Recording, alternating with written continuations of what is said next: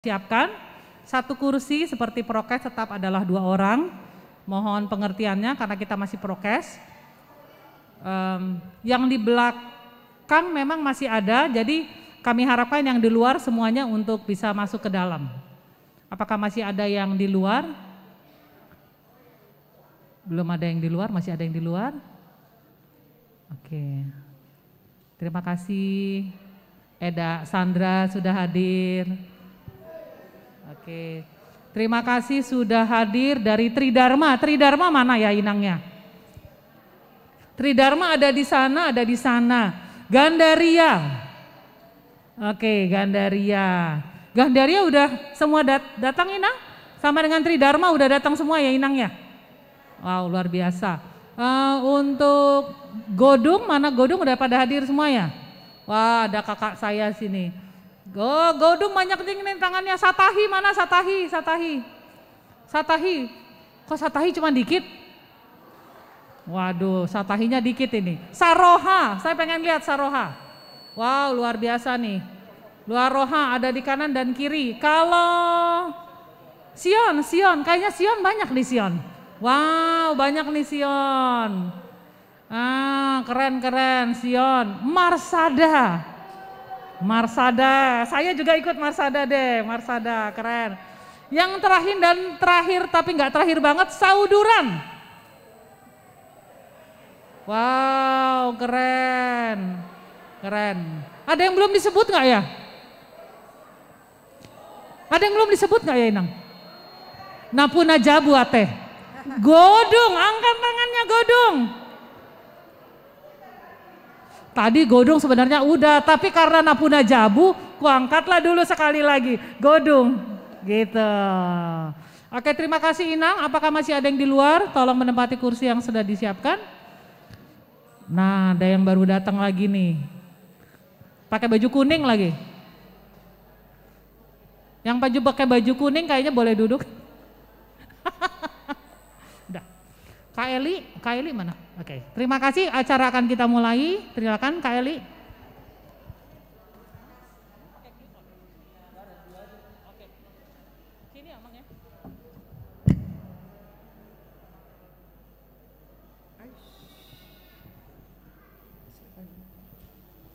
Oke. Terima kasih ibu-ibu sekalian serta ada 2 orang bapak di sini. Selamat siang, shalom. Kita akan mulai acara talk show kita, tapi sebelumnya kita akan mendengarkan renungan singkat dan kita sebelumnya bernyanyi mengawali acara kita. Kita akan bernyanyi dari Kidung Jemaat nomor 3, ada di layar nanti kita bernyanyi bersama-sama.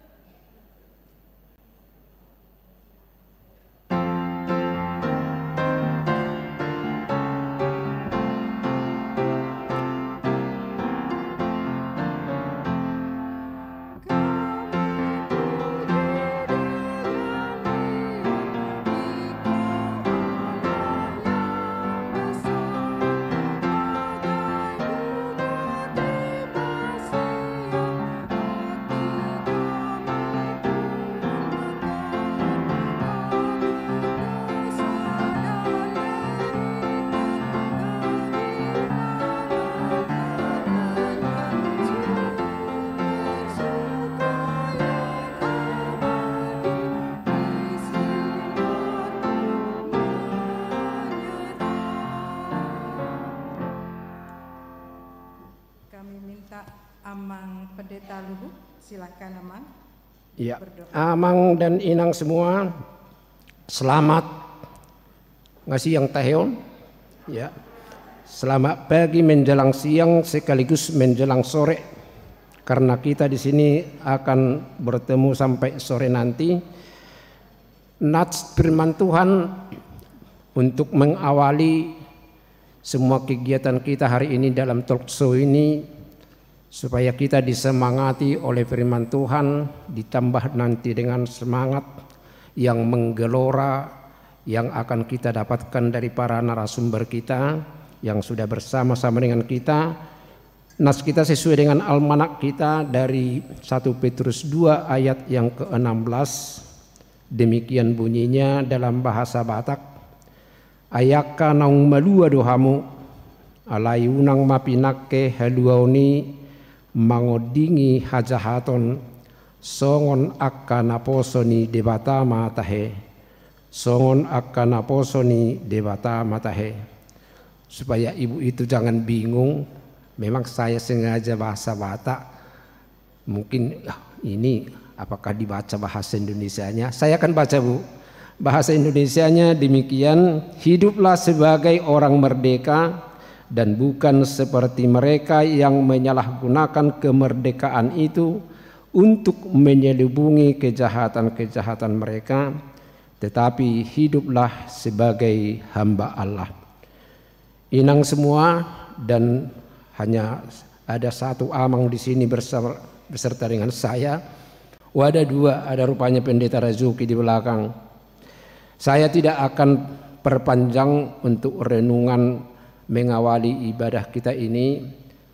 Dari renungan yang saya sampaikan tadi pagi, yang biasanya saya kirimkan setiap pagi, itu yang akan saya baca, lalu kita nanti akhiri dengan doa. Demikian untuk menjelaskan nats kita pada siang hari ini, bahwa orang Kristen adalah orang yang telah dimerdekakan dari dosa sehingga telah memiliki kebebasan menghampiri tahta, di mana Tuhan sedia dengan segala kasih karunia dan kita mendapat kebebasan untuk mendapatkannya. Kemerdekaan kita adalah kebebasan yang berarti dan bermakna, bukan untuk melakukan apa saja dengan bebas dan suka-suka, tapi bebas untuk melakukan apa yang Tuhan sabda, sehingga kita juga akan terbebas dari jerat dosa dan nestapa. Kemerdekaan jangan sekali-kali disalahguna kalau tidak menginginkan datangnya angkara murka. Sebaiknya gunakan kebebasan untuk melakukan kebaikan pada sesama. Itu menjadikan dunia dapat menikmati arti hidup yang merdeka. Amin, kita berdoa. Setinggi puji dan sedalam syukur kami naikkan dan persembahkan kehadirat-Mu Bapa di sorga pada siang hari ini. Kalau Tuhan berkenan mempertemukan kami di bait-Mu yang kudus ini, bersama-sama dengan yang Tuhan kasihi, yang Tuhan cintai, para seksi perempuan di jemaat-Mu ini, yang mengadakan acara talk show di siang hari ini, yang akan mendapatkan penjelasan-penjelasan untuk membuka atau untuk mengusir kegelisahan-kegelisahan, kecemasan-kecemasan para perempuan, khususnya di tengah-tengah adat dan budaya Batak. Untuk itu Bapa di sorga, Tuhan telah hadirkan melalui para panitia hamba-hamba-Mu yang akan menyampaikan, yang akan menjelaskannya nanti, Ibu Profesor Sulistiowati Irianto dan Bapak Pendeta Martin Lukito Sinaga. Kiranya Roh Kudus-Mu yang senantiasa menyinari dan juga memberikan pencerahan untuk seluruh acara demi acara yang kami laksanakan pada siang sampai menjelang sore nanti, yang digagasi, diprakarsai oleh para perempuan, seksi perempuan di Gereja HKBP Kebayoran Baru ini. Terima kasih Tuhan, inilah kami yang sudah boleh hadir di sini dan juga banyak saudara-saudara kami yang mengikuti melalui ruang Zoom atau yang mungkin masih menyusul menuju tempat ini. Kiranya Tuhan hantarkan di dalam damai sejahtera. Terima kasih Tuhan, kiranya kami boleh mengambil makna dari pertemuan kami satu hari ini sehingga kami nanti boleh pulang dengan penuh sukacita. Di dalam Yesus kami berdoa. Amin.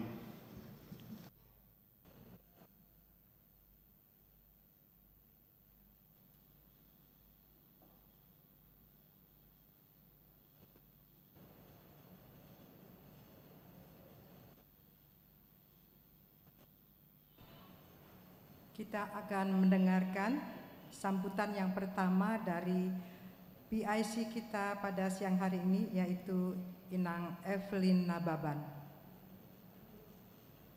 Oh, diwakili oleh Ibu Debbie, silakan.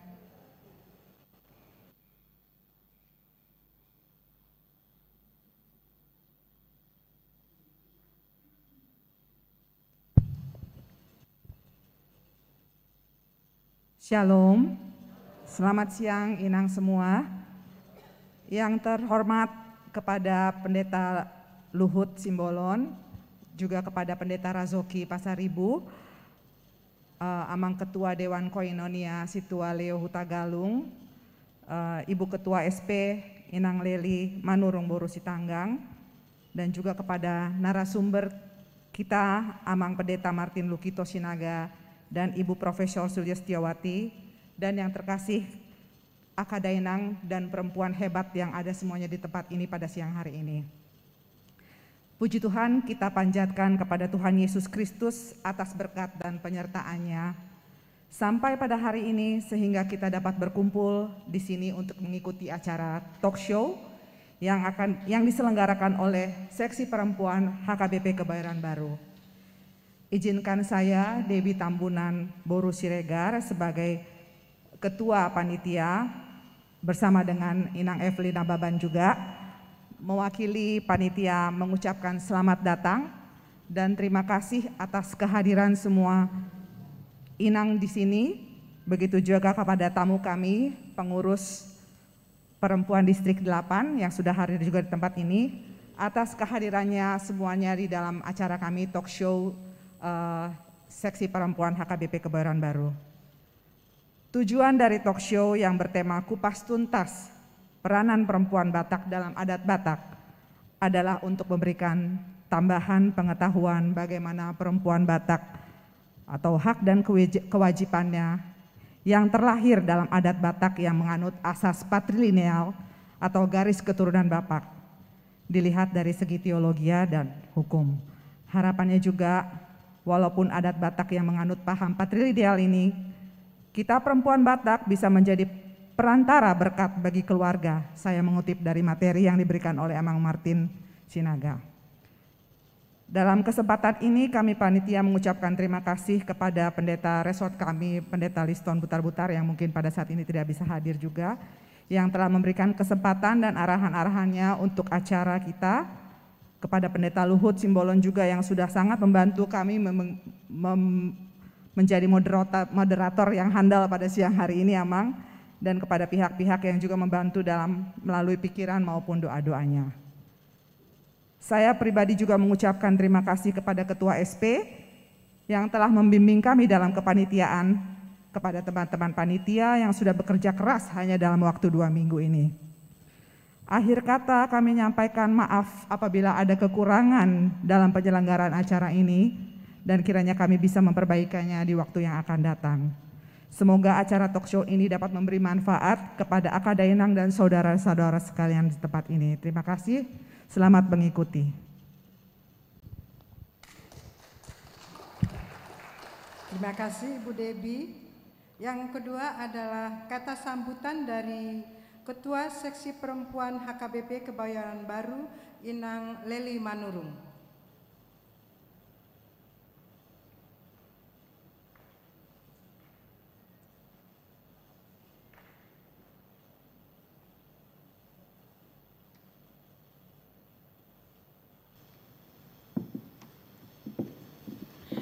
Horas, Shalom bagi kita semua, salam dalam kasih Yesus Kristus dan puji syukur atas berkat kasih karunia-Nya sehingga kita dapat berkumpul di siang hari yang indah ini dalam acara talk show seksi perempuan HKBP Kebayoran Baru.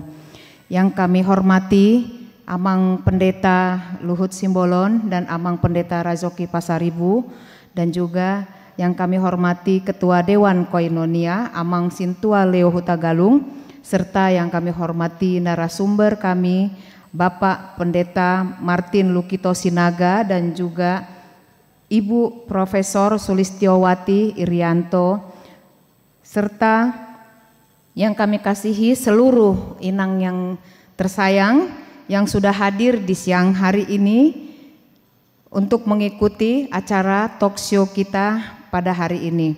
Pada hari ini marilah kita bersama-sama mengikuti acara talk show seksi perempuan HKBP Kebayoran Baru dengan tema Kupas Tuntas Wanita Batak dalam Adat Batak. Kiranya talk show ini membuat kita sebagai wanita Batak lebih semakin bijaksana di dalam menjalani serta mengantisipasi segala permasalahan dalam kehidupan sehari-hari, terutama di tengah lingkungan keluarga. Di tengah lingkungan keluarga Batak, dan juga semakin menyadari jati diri wanita Batak dan cepat memposisikan diri dalam segala situasi. Terima kasih kami sampaikan kepada seluruh panitia penyelenggara talk show ini, PIC dan jajarannya atas jerih lelah selama ini dengan waktu yang sangat singkat dalam mempersiapkan berlangsungnya acara talk show ini. Demikian juga terima kasih kami sampaikan kepada seluruh amang pendeta kami serta Ketua Dewan Koinonia atas arahan serta bimbingannya kepada kami. Juga terima kasih kepada narasumber atas kesediaannya menyampaikan ilmu serta pengetahuan yang sangat berharga bagi kami para wanita Batak yang hadir saat ini di tempat ini. Tak lupa juga kami menyampaikan terima kasih kepada seluruh inang yang kami kasihi dan juga untuk dari Kakak Ketua PPD Distrik 8 Kak Sandra Sidaputar dan juga Inang Reni yang datang dari distrik. Kami juga menyampaikan terima kasih banyak atas waktu dan yang telah diluangkan untuk boleh bersama-sama kita di tempat ini mengikuti acara dari HKBP Kebayoran Baru. Kiranya Tuhan memberkati kita semuanya. Demikian Mauliate Horas.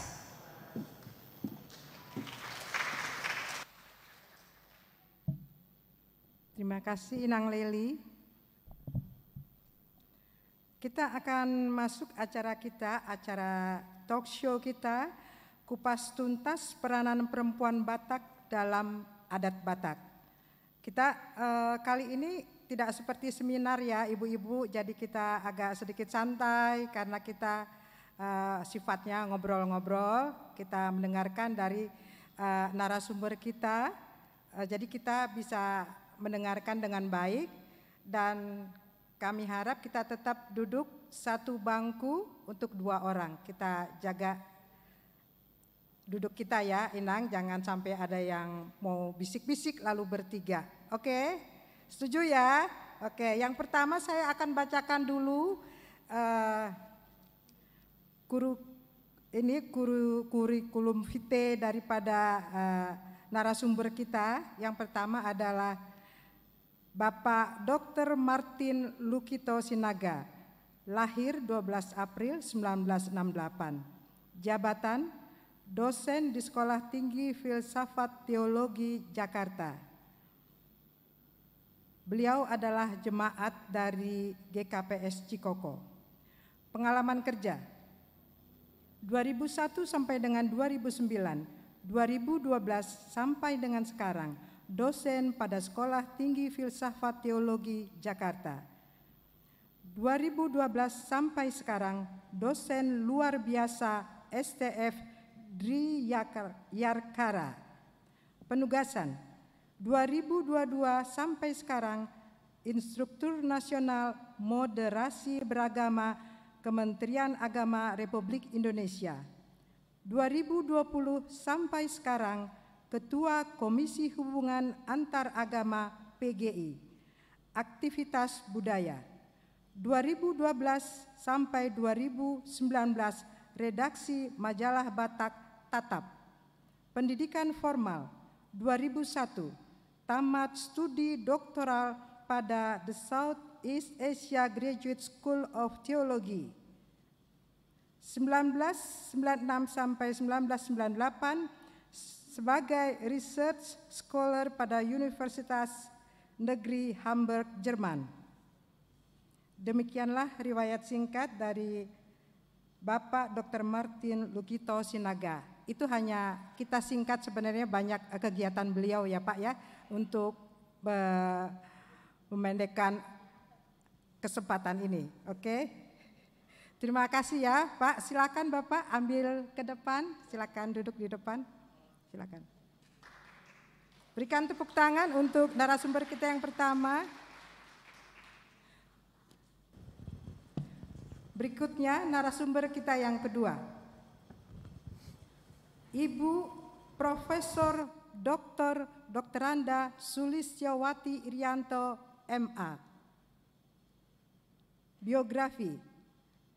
Profesor Sulistyowati Irianto menjadi staf pengajar di bidang studi hukum masyarakat dan pembangunan Fakultas Hukum Universitas Indonesia sejak tahun 1986.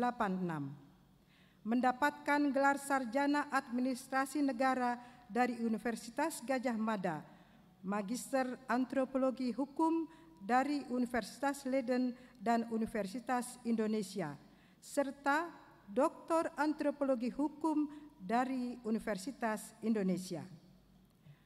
Beliau juga aktif mengembangkan kajian gender dan hukum dan socio-legal studies di Indonesia dan menjadi anggota dari berbagai asosiasi profesi. Di antaranya adalah anggota dari The International Commission on Legal Pluralism sejak tahun 1993 sampai sekarang, dan anggota co-founder dari The Asian Initiative on Legal Pluralism sejak 2004 sampai sekarang.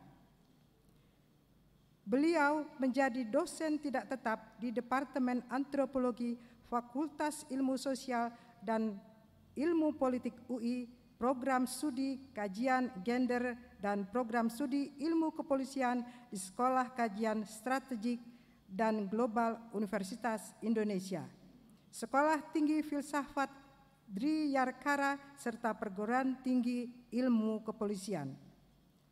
Beberapa penghargaan yang diperoleh diantaranya Cendekiawan Berdedikasi dari Kompas 2014, Humanity Award dari International Forum for Peace and Human Rights dari Sandia Institute bekerja sama dengan Erasmus Huis, The Netherlands Embassy 2019.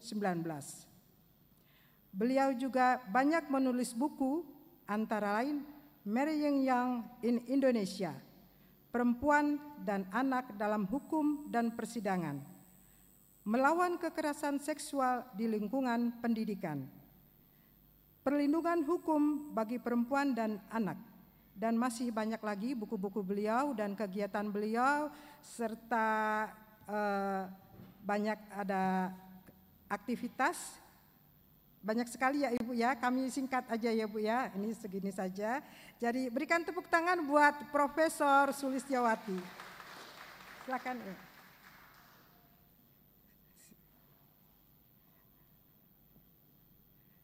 Dan yang tak asing lagi bagi kita semuanya, moderator kita yang satu ini yang kita tunggu-tunggu, yaitu Amang Pendeta Luhut Panjaitan. Kalau CV-nya nggak usah dibaca ya Amang ya, silakan Amang. Silakan ambil tempat. Pak, Pendeta Luhut Simbolon. Aduh, maaf, pantesan gak mau maju Amang. Sengaja diplesetin. Silakan Amang. Jadi kalau CV-nya mungkin bisa tahu, boleh tanya administrasi gereja ya ibu-ibu. Tapi yang perlu ibu tahu mungkin satu, mungkin dari distrik ya, ibu-ibu distrik. Beliau punya kekasih, mantan kekasih Ibu Ripka Simbolon. Silakan, itu dia. Hanya itu aja bocorannya ya ibu-ibu. Oke, nah kita akan mulai talk show kita kali ini. Kita santai aja ya ibu, tapi kita tertib karena kita tidak seperti sebelum-sebelumnya. Oke, kami silakan Amang. Ya, terima kasih karena MC yang mempersilahkan kami ke sini. Kita tepuk tangan dulu untuk MC kita yang telah merubah marga saya jadi marga Panjaitan. Saya jadi bangga karena saya setara dengan jenderal. Ya, terima kasih Bu ya. Terima kasih atas sanjungannya. Ya, selamat datang untuk Ibu yang kami kasihi. Dan juga Bapak Pendeta Martin Purba. Sinaga. Enggak. Yang saya ingat marga istrinya. Jadi marga dia Sinaga, ibu itu Boru Purba. Ya, kita ada hampir 2 jam nanti dipandang-pandang oleh ibu-ibu kita ini dan termasuk dari ruang Zoom. Untunglah wajah kita tidak wajah menjenuhkan. Karena dipastikan ya Ibu ya, wajah-wajah kami ini wajah-wajah yang penuh dengan daya tarik. Pendetanya dua-duanya ganteng. Ya, Ibu kita juga ayu dan cantik. Apalagi MC kita. Tak ada tandingannya. Kalau di kampung kami dibilang seng ada lawan. Ya.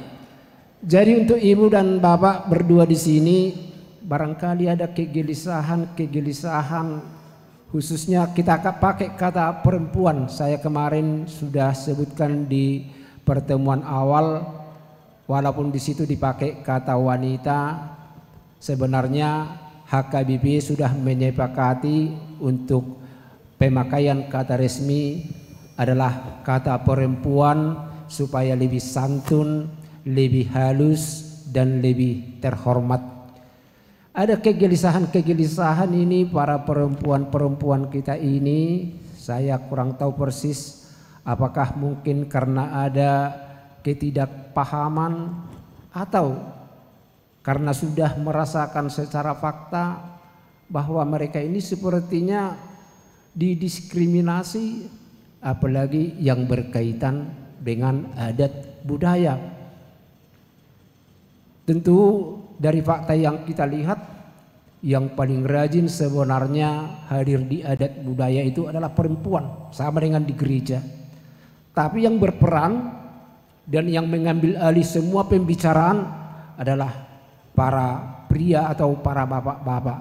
Malah parsinabulnya selalu bilang, ibu-ibu tolong dulu diatupi napurannya, katanya makan sirihlah dulu kalian, alias sebenarnya mengatakan tolong dulu diam, kami mau ngomong. Lalu kemudian di berbagai hal juga ini mungkin ada perasaan-perasaan seperti ini yang tentunya adalah sebuah kegelisahan yang kalau dipendam-pendam terus mungkin akan menambah ya kekalutan di dalam hati para perempuan-perempuan kita ini. Dan juga kalau kita lihat bagaimana sebenarnya apakah ini ada kaitannya seperti yang disebutkan oleh Ibu Ketua Panitia tadi dengan sistem kekerabatan daripada kita orang Batak yang patrilineal atau garis keturunan itu ditentukan oleh laki-laki sehingga semua yang utama adalah laki-laki dan diprioritas adalah laki-laki. Yang mau kami tanyakan dulu Ibu, bagaimana kira-kira sikap orang Batak kalau kita awali sejak menyambut kelahiran, tentang kelahiran perempuan anaknya dan kelahiran anak laki-laki. Karena ada katanya Sinyalemen mengatakan demikian. Kalau ditanya orang Batak tentang anaknya yang baru lahir, kalau itu yang lahir yang pertama anak perempuan, pelan aja dia yang jawab. Aisungguh dia seorang ilai, buru-buru dok katanya. Tapi ketika laki-laki yang lahir, terus semangat dia. Aisungguh dia seorang ilai, bawa oleh katanya. Dan kemudian dalam perkembangan fasilitas sampai ke dalam sekolah di zaman dulu selalu diprioritaskan. Ibu sudah meneliti ini, jadi tolong dijelaskan yang berkaitan dengan bagaimana sikap orang Batak sebenarnya terhadap perempuan. Terima kasih Bu.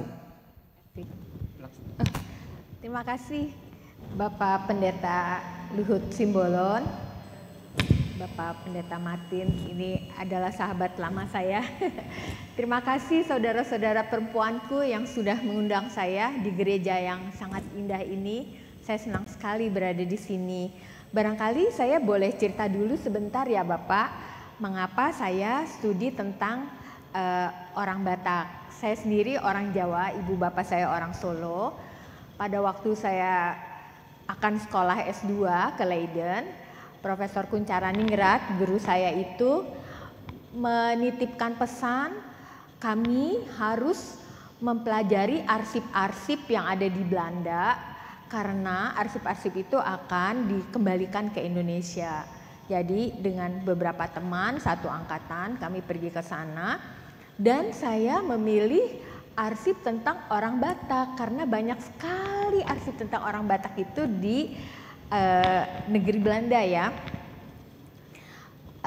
Lalu saya berkenalan juga dengan Profesor Bas Anton Simanjuntak, profesor di IKIP Medan, sekarang namanya Universitas Negeri Medan.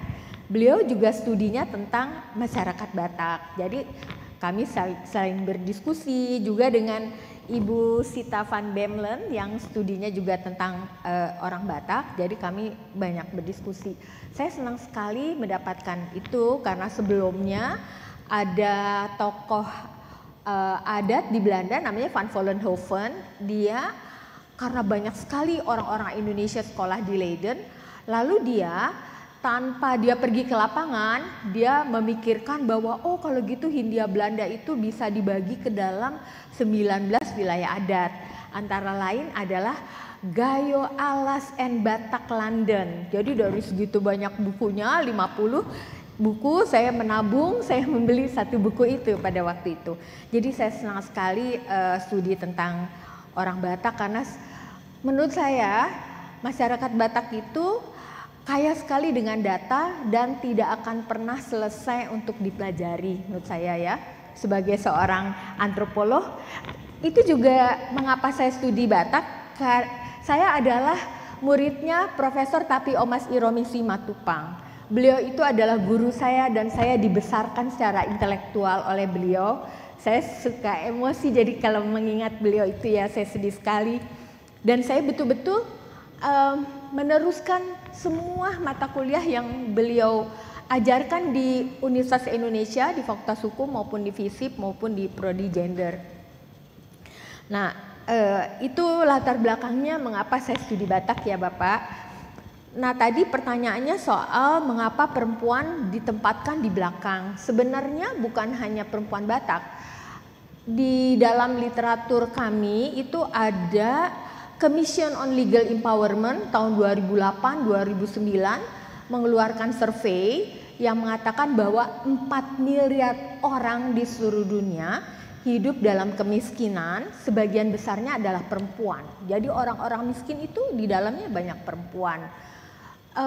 Mereka miskin bukan karena persoalan ekonomi saja, tetapi karena terlempar dari akses keadilan.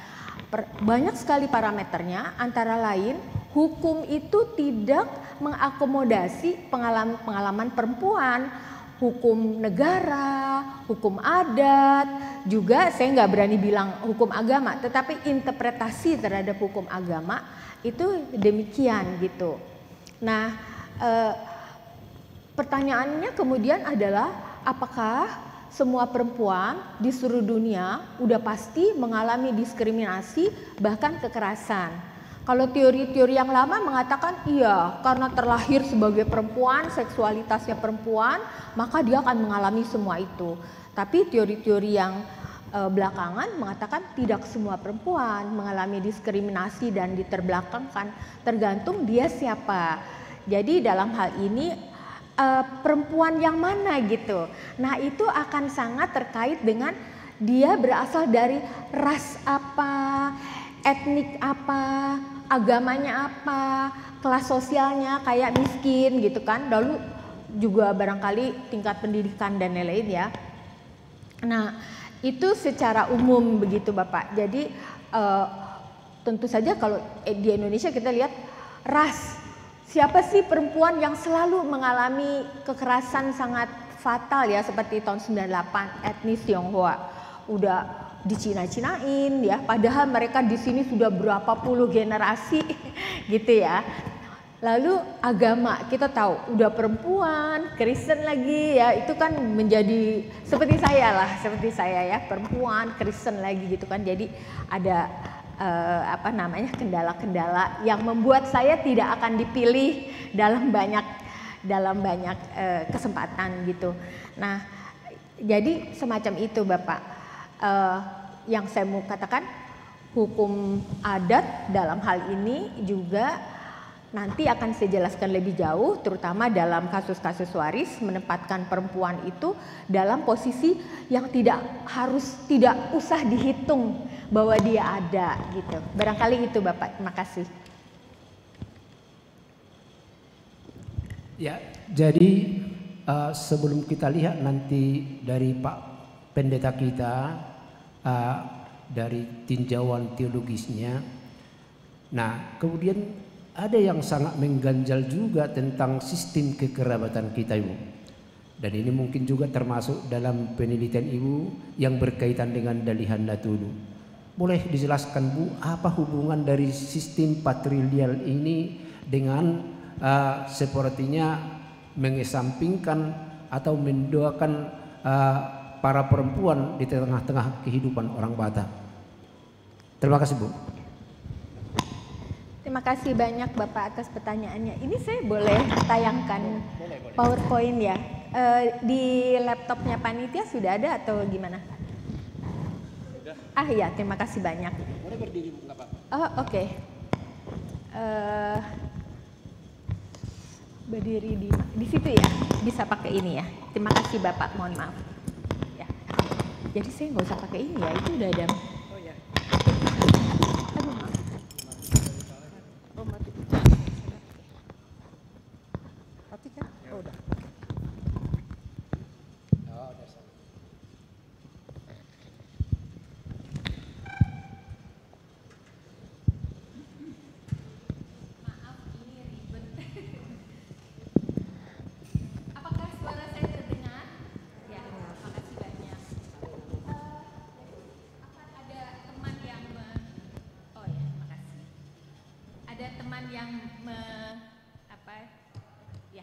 Banyak. Ini buku ini adalah disertasi saya, buku yang warna merah tahun 2000 ya. Jadi saya penelitiannya sebenarnya dari tahun 88 saya pergi ke Said Nihuta itu di Tarutung, khususnya Kampung Tobing. Dan di situ ada gereja yang setiap hari Minggu itu bergantian, ada beberapa nama HKBP itu sepertinya selalu ada di siang hari ya Ibu, gilirannya. Saya di situ jadi belajar tentang apa yang saya baca tentang Nomensen. Jadi saya lihat ternyata gerejanya itu gereja awal yang pertama ya kekristenan di tanah Batak. Nah, yang akan saya jelaskan kali ini adalah, mohon maaf ya, jadi ibu-ibu akan saya ajak jalan-jalan untuk mengenal soal-soal waris. Saya kira kita perlu tahu juga karena entah kapan kita nggak tahu kita akan berakhir di dunia ini, dan kalau kita pergi kita pasti akan meninggalkan soal-soal waris kepada anak-anak cucu kita dan saudara-saudara kita. Nah, di Indonesia itu saya akan bicara soal hukum waris. Lalu tadi pertanyaan interupsi dulu Bu, kalau boleh nanti kita ke bagian kedua setelah nanti kita dapat dari Pak Purba yang hubungan antara bagaimana kaitannya dengan sistem kekerabatan kita dengan patrilineal itu Bu, sehingga para perempuan itu sepertinya didiskriminasi. Nanti berikutnya kita di tahap yang kedua untuk masuk ke hukum waris itu Bu ya. Oke. Kalau gitu saya boleh ke ini enggak, ke slide saya yang nomor 8. Ya, slide saya yang nomor 8 ya. Jadi saya skip saja tentang hukum waris di Indonesia itu seperti apa dan hukum Oke. Jadi bicara tentang waris di kalangan masyarakat adat Batak itu harus dikaitkan dengan bagaimana sistem kekerabatan masyarakat Batak adalah patrilineal. Jadi garis keturunan dan garis waris dihitung dari garis ibu. Di Indonesia itu ada 3 sistem kekerabatan patrilineal seperti orang Batak, orang Bali, orang Lombok, Indonesia Timur. Lalu ada matrilineal di Sumatera Barat. Lalu ada bilateral. Jadi garis keturunan boleh dihitung dari ayah, boleh dari ibu, itu di Jawa dan Sunda ya. Lalu di dalam kekerabatan patrilineal, di mana orang-orang itu diikat, disatukan oleh keluarga ayah, kakek ya, itu ada ikatan lain yang sungguh-sungguh menjadi tungkunan 3 ya, Daliana Tolu. Banyak literatur ditulis, kata Profesor Iromi guru saya, mereka tidak bisa menjelaskan sungguh-sungguh apa itu Daliana Tolu. Padahal sebenarnya esensinya itu adalah hubungan perbesanan, keluarga yang memberikan anak perempuan dan keluarga yang menerima anak perempuan serta saudara laki-laki dari keluarga itu. Dan semua sejarah tentang keluarga itu harus diketahui oleh khususnya anak laki-laki gitu, masyarakat Batak. Lalu orang Batak itu menurut saya sebagai orang Jawa ya, orang yang lahir di dunia sudah tahu dia harus apa, yaitu dia harus memegang teguh nilai-nilai Hagabeon, Hamoraon, Hasangapon. Jadi jelas dia harus ngapain dalam hidupnya ya. Tentu ibu-ibu sudah tahu semua, jauh lebih tahu daripada saya soal ini.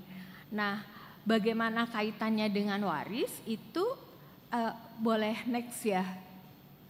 Pak, itu belum sampai sana saya. Masih sorry, maaf. Saya salah lihat tadi itu. Maaf, saya sekarang ke slide nomor 6. Maafkan saya. Iya.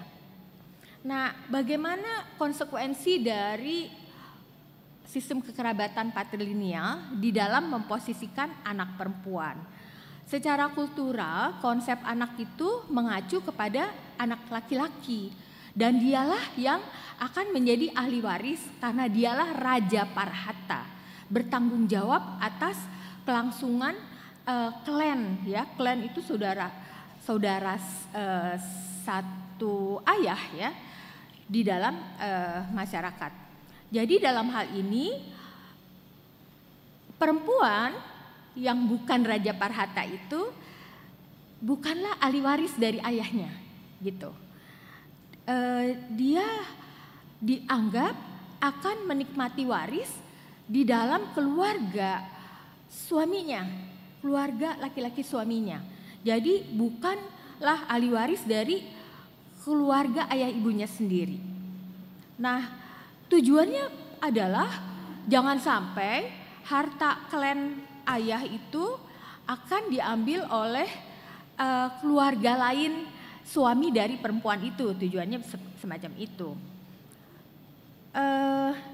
Apakah dengan begitu perempuan tidak punya akses kepada tanah atau sumber daya di kampung ayahnya. Ada, kalau dia menikah, dia dapat yang disebut kalau di Batak Toba pauseang ya, ibu-ibu tentu tahu semua. Dan kalau dia punya anak laki-laki, dia akan dapat indahan arian. Dan ini tentu saja bukan hak. Ini adalah pemberian karena rasa cinta dari ayahnya atau saudara laki-lakinya gitu ya. Kemudian kalau istri gimana? Nah, istri itu memang punya fungsi dianggapnya fungsi reproduksi, yaitu melipat gandakan keluarga, khususnya dari keluarga suaminya ya. Dan perempuan itu bukan ahli waris dari suaminya. Dia hanya semasa hidupnya itu menjaga harta suaminya sampai nanti anak laki-lakinya besar dan harta itu akan diberikan kepada anak laki-lakinya gitu ya. Dan dalam hal ini juga tidak dikenal harta perkawinan, patrimonial property atau harta gonogini ya. Jadi kalau suaminya meninggal itu dia hanya menunggu saja sampai anak-anaknya besar gitu. Dia sendiri tidak punya hak untuk itu. Apakah itu menjawab atau saya mesti teruskan lagi dengan kasus? Ya nanti kita lanjutkan ke masalah warisan. Makin seru nanti kalau kita sudah sampai ke masalah tentang warisan. Walaupun mungkin kalau kita di daerah perkotaan ini sudah mungkin tidak begitu relevan lagi, tapi supaya kita kilas balik nanti ke belakang, karena kita nanti lihat juga bagaimana ada cerita-cerita klasik tentang masalah kenapa perempuan tidak berhak dengan warisan, sehingga ada cerita-cerita yang sampai sekarang yang sering ditampilkan dalam opera Batak tentang si Boru Tumbaga. Itu nanti ada dalam pembahasan yang akan disampaikan oleh ibu kita ini, termasuk nanti masalah-masalah sampai perkara-perkara di persidangan-persidangan yang mungkin karena tuntutan-tuntutan. Baru nanti ke tahap berikutnya kita akan sampai kepada bagaimana nanti perempuan itu juga tentang di posisinya dalam adat. Silakan duduk dulu Bu, nanti biar kita sampaikan dulu sama Pak Pendeta kita supaya kita dulu melihat dari tinjauan teologisnya apa kata Alkitab sebenarnya tentang manusia ini. Apakah Tuhan membedakan menciptakan laki-laki dan perempuan? Oh, kalau laki-laki ini untuk kuat, Tuhan itu menciptakannya lebih lama, lebih sungguh-sungguh. Oh, ini kan laki-laki nanti akan lebih jaya, lebih unggul, atau mungkin lebih diprioritaskan di dalam kehidupan. Itu yang mungkin akan kita pertanyakan kepada Amang Pendeta kita, bagaimana tinjauan Alkitab tentang penciptaan Allah terhadap manusia ini. Apakah ada pembedaan? Apakah Allah ada membedakan tentang laki-laki dan perempuan? Untuk itu kami serahkan kepada Amang Pendeta Sinaga. Silakan Amang. Boleh duduk, boleh sambil berdiri supaya jangan supaya agak rileks. Silakan Amang. Duduk saja. Cukup terdengar ya. Terima kasih Amang Pendeta Luhut untuk kesempatannya. Dan kita tadi sudah mendengar dari Ibu ya sekilas tentang latar belakang kita sebagai orang Batak, begitulah adatnya. Namun ada yang perlu juga kita sadari. Tadi kan Ibu ini mengatakan Kristen Batak pula, kira-kira gitu ya. Tapi barusan saya ditelepon oleh Saiful Mujani. Dia kan memiliki namanya SMRC, Saiful Mujani Research Center, yang menghitung presentasi khususnya tentang kepresidenan ya.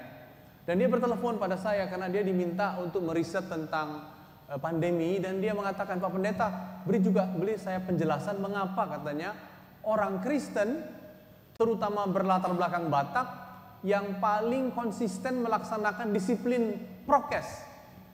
Wah, saya senang sekali.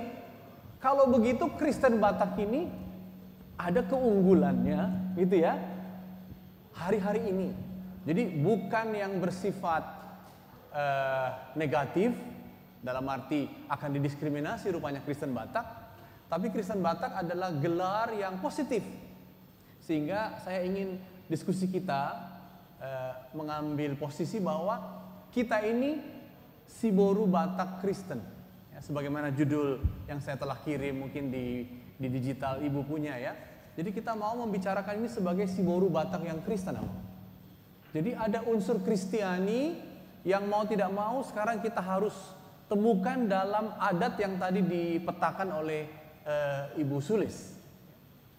Dan itu memang menjadi pertanyaan Nommensen sejak awal. Jadi Nommensen ketika dia datang ya tahun 1860-an, lalu dia berhasil meyakinkan terutama Raja Pontas Nuban Tobing ya, karena memang dulu orang Batak itu mengalami tekanan, yaitu Imam Bonjol sudah sampai ke Angkola dan mungkin akan masuk jauh ke dalam. Ya.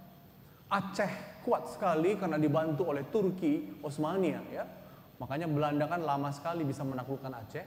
Melayu sudah berpantun ria, jadi orang Melayu punya pantun begini, bukan kampak sembarang kampak, kampak membelah kayu, bukan Batak sembarang Batak, banyak Batak masuk Melayu gitu. Syarat masuk Melayu, resam Melayu mesti tahu dan menjadi Islam. Jadi Batak itu definisinya adalah orang yang menolak, dikalahkan oleh Imam Bonjol, tidak mau ikut kekuasaan Aceh, dan tidak mau masuk Melayu, tidak mau menjadi Islam. Itulah intisari Batak. Dan Nuban Tobing melihat Oma Amata Nommensen sebagai katakanlah pilihan terbaik di tengah tekanan itu. Nah, singkat kata, didirikanlah Huta Damai oleh Nommensen di dekat Tarutung itu. Sekarang ada HKBP-nya di situ. Saya pernah ke sana. Dan Nommensen berpikir, kalau memang laki-laki dan perempuan diciptakan sama, kalau memang perempuan adalah penolong yang sepadan, Ezer dalam bahasa Alkitab ya, dan Ezer itu juga adalah Tuhanlah penolongku, Tuhanlah Ezerku juga. Jadi perempuan itu punya kualitas yang kita katakanlah ilahi, dalam arti dia menolong kehidupan kan begitu. Maka Nommensen berkesimpulan, diundangnya semua raja-raja yang sudah jadi Kristen dan namanya Demang itu pengurus yang datang dari Belanda, supaya Patik Nihala Kristen, undang-undang Kristen ditetapkan di Huta Damai di Tarutung. Dan salah satu undang-undangnya tentang perkawinan, sebab di perkawinan inilah kunci apakah Kristiani bisa menjadi bagian dari orang Siboru Batak ini, atau kita Kristen katanya lebih sebagai urusan dari urusan hati ke atas. Maksudnya apa? Urusan keselamatanku. Tapi urusan hari-hariku, aku tetap memainkan logika Batak. Nommensen ingin enggak? Semuanya kita harus Kristen. Lalu akhirnya dia mengambil kesimpulan, dan ini luar biasa. Tidak boleh ada perkawinan yang dipaksakan. Ya, sehingga dulu namanya seperti diculik, dikawinkan, enggak boleh lagi. Berhasil dia. Dan yang kedua yang dia tanamkan,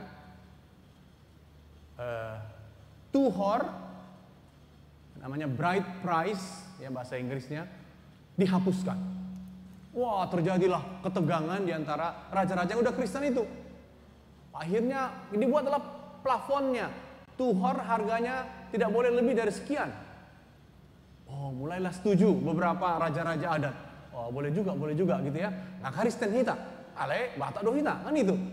Nah, mau saya katakan dalam riset tadi temannya Ibu Sulis yang tebal sekali buku ini, baru terbit tahun 2000, orang Batak itu tetap mau Batak, tetap mau Kristen. Jadi kita nggak boleh mengorbankan salah satu ya.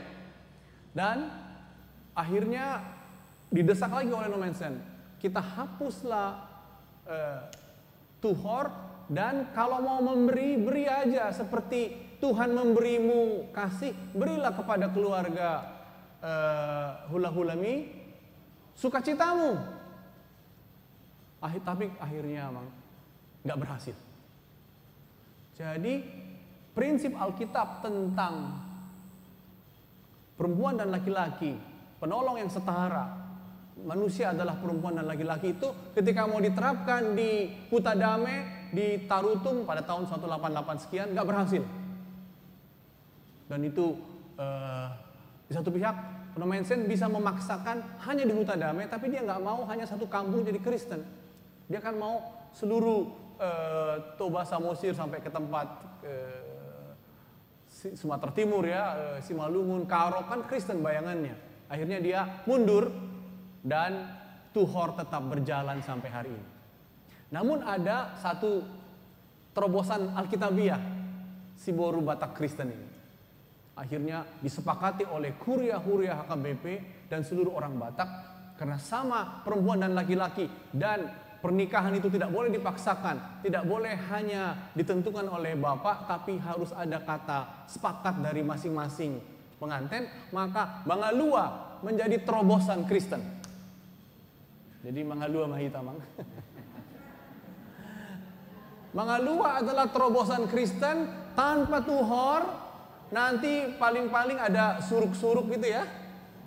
Ada permohonan, mohon diterima kami sudah. Mangalua itu kawin lari, elopement. Itu menjadi terobosan, dan disitulah kalau boleh saya katakan mulai bekerja hak Kristenoni itonga-tongani hita akabatakon. Dalam hal posisi perempuan ya. Jadi perempuan itu kalau dia tidak mau, ya nggak mau. Begitu menurut Nomensen. Tapi kalau dia mau dan laki-laki itu mau, tapi masih terhalang karena masalah Tuhor, kawin lari saja, tujamun di situ 2 minggu diperiksa, maksudnya bukan karena darurat gitu ya. Diumumkan di gereja anak biasanya diumumkan, ipasu-pasu, ngai mana. Jadi prinsip dasar Alkitabiah kita upayakan diterapkan Bapak Inang di HKBP, di Kristen Batak ya.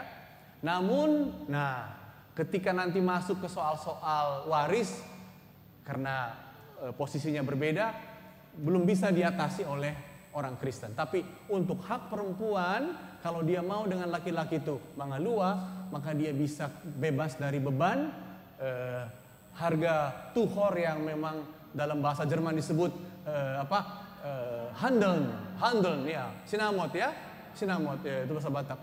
Handeln. Ini seperti transaksi ini kalian, kata misionaris di kampung kita. Mungkin itu memang soal Alkitab yang pertama kali dulu saya mau respon. Karena seperti saya yakin Alkitab dibacakan, tapi kalau nggak bisa diterapkan, nggak ngefek amang. Jadi betul Alkitab itu setara, tapi gimana menerapkan ini dalam adat Batak? Kita nggak mungkin membuang kebatakan, kita nggak mungkin keluar dari Kristen, jalan tengahnya Mangalua Mahita. Gitu, terima kasih. Ya, Inang semua kita mengerti tentang Mangalua kan? Bahasa sekarang kawin loncat-loncat, itu bukan kawin lari, kawin loncat-loncat. Mangalua. Ada orang Siboga di sini, ada lagu Tumba Goreng, au doli-doli, Mangalua petaho, au namar baju, mai turu petaho. Itu mengatasi bagaimana orang tua yang tidak sepakat dengan mahar atau dengan Tuhor, sehingga seringkali jadi menghambat perkawinan anaknya. Maka gereja mengadopsi suatu paham supaya para pemuda-pemudanya ini tidak gagal untuk menikah, maka diizinkanlah dengan suatu sistem Mangalua, dan itu setelah Mangalua dibawa ke rumah Huria. Jadi kami waktu di Pahae beberapa kali Mangalua tidur di rumah kami, tapi pada akhirnya hanya perempuannya yang dititipkan, itu pun hanya malam yang dititipkan, dan siangnya disuruh bekerja ke sawah. Nah, itu yang berkaitan bagaimana memang terobosan dalam gereja untuk ya membebaskan orang Batak, apalagi perempuannya, dari hambatan-hambatan, apalagi masalah Tuhor ini. Malah ada pelesetan-pelesetan yang tidak enak. Sepertinya orang Batak ini mertiga-tiga katanya. Kita lihat dia ada itu kan, tawar menawar dulu. Ai par horbodo hamu jala namora atong garar hamu ma 200 juta katanya. Pada akhirnya tahu berapa? Hanya 11 juta dari 300 juta. Ngehabis be horbot tayamang katanya. Ai masih kolah hokkala ko enggak sude be sude. Jadi natolap pami 7 juta mak katanya, dari 7 juta naik, dari 300 juta turun, akhirnya 11 juta, kadang-kadang gak enak didengar. Nah selanjutnya Amang Pendeta supaya lebih jelas untuk para perempuan ini tadi berkaitan dengan harkat martabat dan kedudukan posisi para perempuan kita ini secara alkitabiah, ini berkaitan dengan kata penolong. Jadi dalam teologi penciptaan itu jelas dikatakan perempuan itu penolong, tapi kadang disalah tafsirkan. Ada yang mengatakan kalau namanya penolong, lalu dibahasakan dengan bahasa sekarang. Apa bahasa sinonimnya penolong? Pembantu.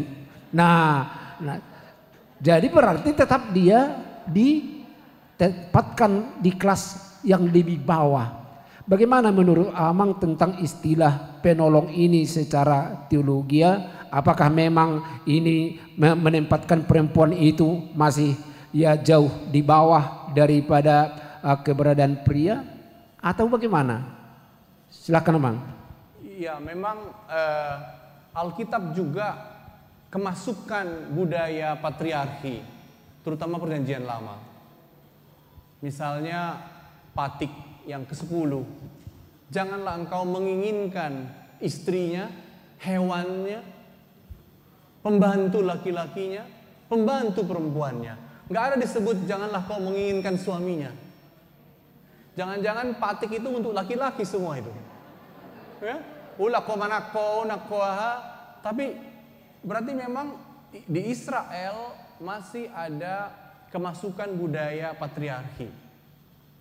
Jadi misalnya cerita-cerita Alkitab juga sedemikian ya. Nah, kita bersyukur misalnya ketika kehidupan itu penuh pergulatan, perempuan muncul. Ketika harus masuk ke negeri terjanji gitu ya, muncul Deborah misalnya, pahlawan perempuan. Ya.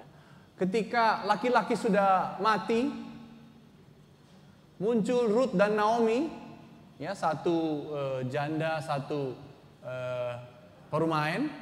Malah perumainnya ini yang dari bangsa-bangsa lain, si Leban ya,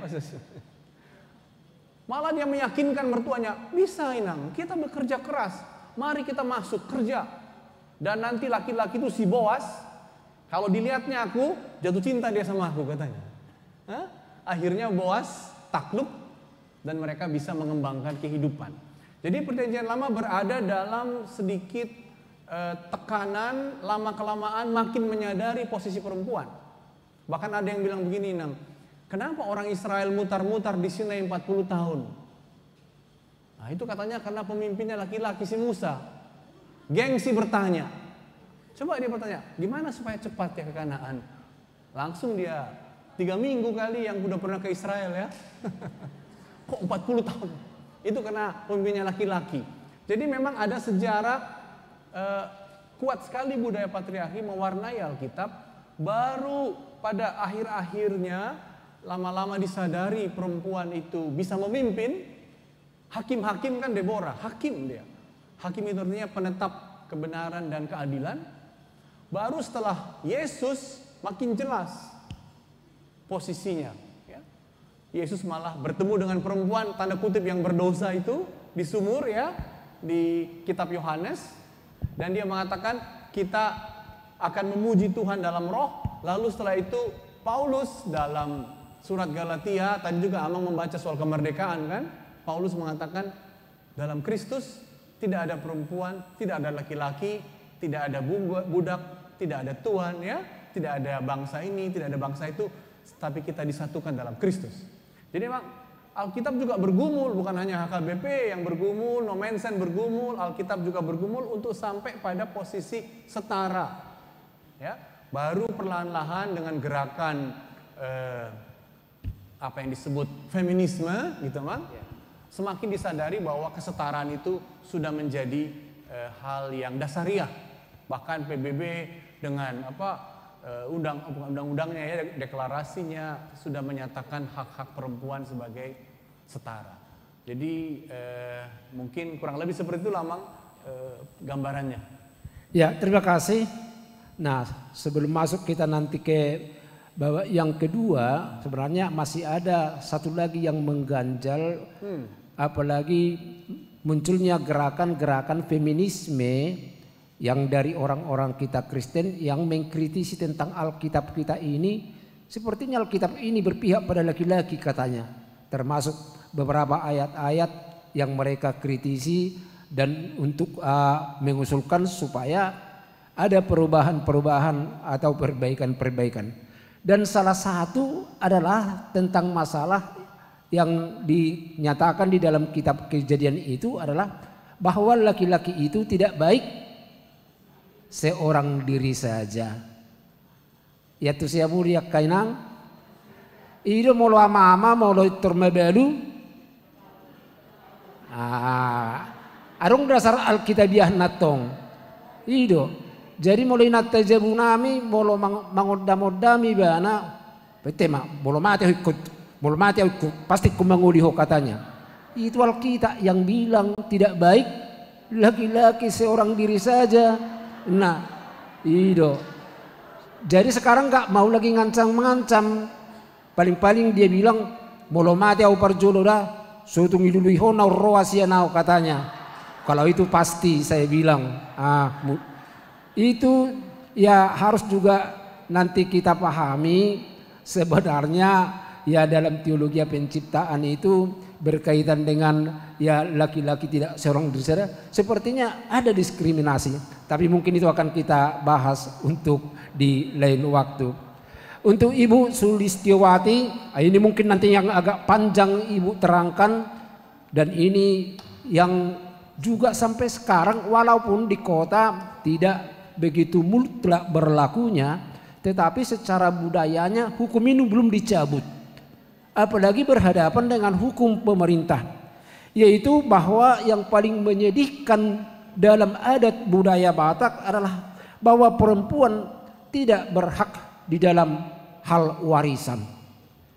Jadi kalau secara tradisi kalau ada pun yang dikasih sama perempuan disebut namanya pemberian. Tidak sama seperti dengan apa yang didapatkan oleh laki-laki. Bahkan nanti yang paling menyedihkan adalah ketika dalam satu keluarga tidak ada anak laki-laki, anaknya hanya perempuan, dan ini bisa diambil alih oleh saudara daripada ayahnya. Dan ini kita tahu dalam cerita yang pernah adong nama nonton opera Headison, cerita ini saya mainang, opera Serindo, cerita ini si Boru Tumbaga, dan ada lagunya itu nantilah kita ya sampaikan lagunya itu bagaimana. Ada lagu yang sangat menyedihkan yang ditujukan pada perempuan. Maaf ya Amak Inang kalau ada kebetulan perempuan di sini yang tidak punya saudara laki-laki. Tetapi ini mau akan dibahas tuntas oleh Ibu Profesor kita ini karena juga sudah termasuk dalam penelitiannya, termasuk perkara-perkara yang sampai masuk ke dalam pengadilan, bahkan masuk ke Mahkamah Agung. Untuk itu mari kita lihat akan dibahas tuntas oleh ibu kita yang kita kasih ini. Silakan Bu. Terima kasih Bapak. Saya akan cerita saja ya, tidak usah pakai PowerPoint. Semoga saya bisa menceritakan cukup memadai. Jadi ada satu putusan Mahkamah Agung yang sangat bersejarah di Indonesia karena itu tahun 61. Kasusnya itu dari Batakaro. Tanah di sana itu diberi nama, jadi terkenal sebagai kasus Juma Pasar, nama tanah itu. Diawali oleh suatu keluarga, ayah dan ibu yang anaknya cuma salah satunya perempuan. Ketika anak itu masih kecil, harta dari keluarga tersebut dititipkan kepada saudara laki-laki dari ayahnya yang juga punya anak laki-laki. Ketika anak itu besar, tanah ini tidak kunjung diberikan kepada namanya Dem ya, Ibu Dem. Alasannya karena kau perempuan gitu. Lalu bersengketalah mereka, tentu tidak selesai di dalam forum-forum adat, tetapi kemudian masuk ke pengadilan suap raja pada waktu itu ya, tahun 1929, jadi Indonesia belum ada.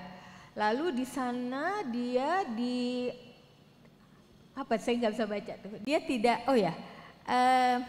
dia hanya boleh menguasai pusaka ayahnya sebagai hak pakai, bukan hak milik, padahal itu tanah ayahnya.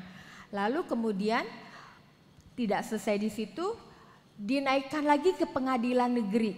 Ya, jadi zaman itu kita dibagi ke dalam 3 golongan kan, golongan Eropa dengan hukumnya sendiri, pengadilannya sendiri, golongan Timur Asing, golongan kita pribumi ya dengan hukum dan pengadilannya sendiri. Jadi suap raja itu adalah untuk golongan pribumi. Lalu disidangkan di pengadilan negeri. Di pengadilan negeri itu dia dimenangkan ya, saya lupa. Ya, dia dimenangkan. Dia diberikan status sebagai ahli waris dari ayahnya. Tetapi kemudian lawannya itu mengajukan banding di pengadilan tinggi, dikalahkan lagi, lalu kemudian ke Mahkamah Agung. Nah, Mahkamah Agung itu memberikan kedudukan anak perempuan ini sebagai ahli waris dari ayahnya. Ini kan kasusnya lama sekali, dari 1929 sampai 61 ya, 32 tahun kalau saya nggak salah ingat. Dan Ibu Dem itu sampai meninggal, anaknya laki-laki, jadi diteruskan oleh anaknya yang laki-laki. Jadi laki-laki lawan laki-laki sebenarnya. Nah kemudian putusan ini menjadi sangat bersejarah karena diikuti oleh putusan-putusan lain. Kalau ada perkara waris sampai ke Mahkamah Agung itu umumnya perempuan dimenangkan, baik dia posisinya sebagai anak perempuan maupun sebagai istri atau janda ya. Nah ini juga ada kaitannya dengan Ketua Mahkamah Agung Indonesia pada waktu itu adalah Mr. Wiryono Projodikoro, yang dia tahu betul tentang sejarah yang tadi Bapak sampaikan, gerakan feminisme. Perempuan-perempuan Indonesia itu sejak Kartini kan akhir abad 1800-an akhir ya. Lalu 1900-an awal sampai kita merdeka itu selalu ada gerakan-gerakan perempuan yang minta persamaan di muka hukum, kirim mosi kepada pemerintah Belanda, sehingga kalau konstitusi Undang-Undang Dasar 45 kita pasal 27 itu adalah persamaan di muka hukum, itu karena pernah diperjuangkan oleh gerakan perempuan, gerakan feminisme pada tahun sekian itu. Lalu juga gerakan perempuan yang lain minta hak politik, boleh ikut dalam pemilihan Dewan Kota Batavia ya, sehingga hari ini kita boleh perempuan ikut dalam pemilu. Itu bukan gratis karena di seluruh dunia sama. Di Amerika juga 70 tahun diperjuangkan baru perempuan boleh ikut dalam pemilu. Di negara-negara Eropa sama, di Asia, Afrika semuanya sama. Perempuan itu pertama kali adalah memperjuangkan hak politik. Kenapa gitu? Karena kalau dia ikut pemilu, maka kemudian ada perempuan-perempuan duduk di parlemen, maka produk-produk hukum itu akan mengakomodasi kebutuhan-kebutuhan perempuan. Gitu seluruh dunia, bukan hanya Indonesia ya. Nah, Wiryono Projodikoro tahu sekali sejarah itu. Maka setiap kali ada kasus waris, terutama dari masyarakat patrilineal, dia akan menangkan perempuan. Tentu saja dia akan ditentang oleh hakim agama. Jadi kan waktu itu ada pengadilan agama, pengadilan adat ya. Nah hakim adat, hakim agama menentang dia gitu. Tetapi dia jalan terus. Itu barangkali Pak. Ya, ini tentu perlu untuk ibu-ibu kita di sini asal tertawa tohia nanti tenang membagi warisan teh. Baru itu. Nah, yang mungkin perlu diketahui, mungkin juga ini ya ada termasuk juga dalam apa yang pernah Ibu teliti di dalam adat budaya Batak ini, masalah warisan ini tentu ada harta-harta sebenarnya memang yang tidak bisa diwariskan kepada anak perempuan. Kalau harta warisan itu kemungkinannya berasal dari nenek moyangnya. Contohnya kalau saya ya umpamanya mewarisi rumah bapak saya, lalu saya hanya punya anak perempuan. Jadi kalau saya hanya punya anak perempuan, rumah yang saya dapatkan ini tidak akan bisa saya wariskan kepada anak perempuan. Itu dulu yang dianut masalah warisan yang tidak bisa diwariskan. Tapi kalau sekarang kita lihat kalau secara hukumnya itu yang mungkin perlu akan dijelaskan untuk para ibu-ibu ini, bagaimana dari pandangan hukumnya masalah warisan ini, bagaimana konsekuensinya. Walaupun tadi ibu sudah ada beberapa hal yang dijelaskan, supaya semakin ya terang benderang tentang masalah ya pembagian warisan ini. Karena juga beberapa tahun yang lewat ada seorang anak menuntut bahkan berperkara dengan ibunya karena masalah pembagian harta warisan juga, karena mungkin dia tidak setuju warisan itu dibagi sama dengan saudaranya perempuan. Tentu ada juga kalau itu berkaitan nanti dengan hukum, kira-kira bagaimana ya produk-produk hukum yang bisa membantu atau juga yang bisa disejajarkan dengan hukum-hukum adat Batak sehingga nantinya bisa dicari solusi yang terbaik. Itu yang perlu saya rasa dijelaskan, ditambahkan Bu. Terima kasih. Jadi ketika saya menulis disertasi itu 85 dari 61 sampai 85 ada 10 kasus waris masyarakat Batak yang sampai ke Mahkamah Agung. Jadi saya mempelajarinya 9 dari 10 perempuan itu dimenangkan. Nah, jadi kalau sudah ada putusan-putusan pengadilan yang memenangkan perempuan, seharusnya dia menjadi jurisprudensi, artinya hakim-hakim berikutnya harus mengikuti itu. Nah, kalau di Indonesia itu sayangnya atas nama Indonesia itu mewarisi hukum Belanda, maka yang menjadi sumber hukum satu-satunya adalah kodifikasi. Kita nggak punya kodifikasi kitab undang-undang hukum waris, nggak ada. Tapi sebenarnya kita tidak mengikuti perkembangan hukum Belanda sama sekali karena di Belanda itu sudah berubah, yang namanya sumber hukum bukan hanya kodifikasi tetapi juga putusan pengadilan. Artinya semua putusan hakim itu dianggap jurisprudensi dan harus diikuti oleh putusan hakim berikutnya. Kita enggak di sini gitu. Karena kita terbelakang aja. Karena enggak gitu ya.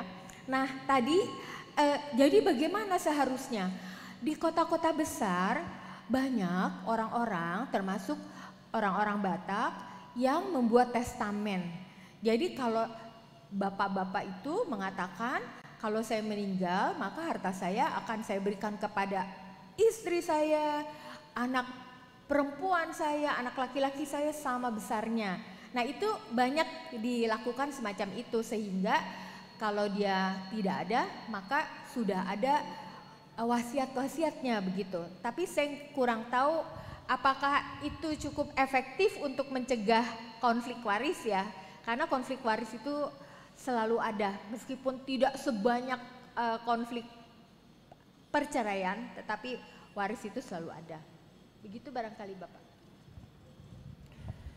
Ya, sebelum kita ke Amang Sinaga, tentu saya kalau ibu-ibu ini sudah agak bersemangat untuk mau memberikan pertanyaan. Jadi nanti setelah selesai tahapan ini kita kopi break dulu nanti ya dia terpeniti baru nanti sesi bertanya. Kalau sekarang kami dulu yang didengarkan dan dicatatlah nanti apa yang mau ditanyakan nanti akan diberikan panitia sesi 1 jam minangnya.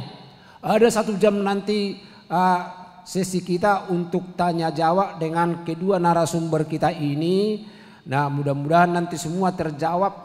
Apa yang mungkin sudah kita catat sekarang, apa mungkin yang sulit masih kita terima. tapi karena ini berkaitan dengan tajuk yang kita paparkan hari ini tentang peran perempuan di dalam adat budaya Batak, dan dari berkaitan dengan masalah warisan, kita juga mau tahu dari sisi Alkitab, karena ternyata di Alkitab juga ini juga terjadi. Kalau kita lihat pembagian tanah Kanaan dari 13 sebenarnya anak Yakub, 12 laki-laki, 1 ibu Tuhamuru tahinarong perempuan anak si Jakob, ise guarna, dia si Dinai, dang rodo, dang ro, iya, adong do si Dina baru si Bulun. Nah, ternyata dalam pembagian tanah Kanaan pun bahwa itu tetap dibagi dalam 12 minus Lewi dan minus Yusuf. Jadi tetap 12 dia, tapi enggak ada tanah Yusuf, tak ada tanah Lewi karena Lewi dikhususkan sebagai imam. Tapi untuk 2 lagi digantikan dengan anak Yusuf, yaitu Efraim dan Manase. Nah, tentu boleh juga mau kita tahu dari mana pandangan Alkitab atau secara teologinya tentang warisan ini, termasuk seperti apa yang sudah kita sampaikan tadi. Ternyata di Alkitab juga ada hal yang seperti ini. Dina tidak pernah mendapatkan apa-apa. Nah, untuk itu, untuk Amang Purba, tolong dijelaskan supaya ibu-ibu ini lebih paham tentang kenapa jadi kepurbanya ya? Ada masalahnya dengan marga Sinaga kali. Oh. Ya, untuk Pak Dukito Sinaga, silakan Amang. Iya, jadi itu menarik sekali Bapak Ibu ya. Israel yang memproduksi Alkitab dalam karya Roh Kudus, kita juga harus pahami dalam proses sejarahnya. Jadi ketika Israel masuk ke tanah terjanji, maka kasih Tuhan ada pada tanah itu, dan di situ laki-laki mendapat posisi yang unggul, mungkin karena lebih berotot saat itu, begitu ya, sehingga anak-anak Yakub mendapat tanah, tapi putrinya Dina kita nggak tahu ceritanya.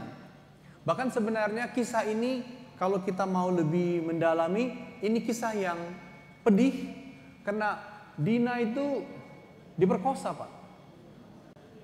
Jadi dia harus diselamatkan oleh abang-abangnya, dan kita bisa pahami tidak ditulis di Alkitab kemana Dina dan bagaimana kepemilikannya soal tanah. Bukan saja karena dia diperkosa, tapi juga kita bisa bayangkan dia mengalami gangguan mental, trauma, sehingga sejarahnya pun hilang sebagai penerus tanah terjanji.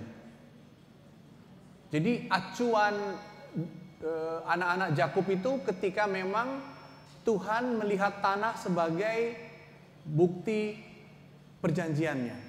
Tapi ketika Israel diusir dari tanah terjanji, terbuang, kan gitu ya, ke Babylon, kita tahu ceritanya ya.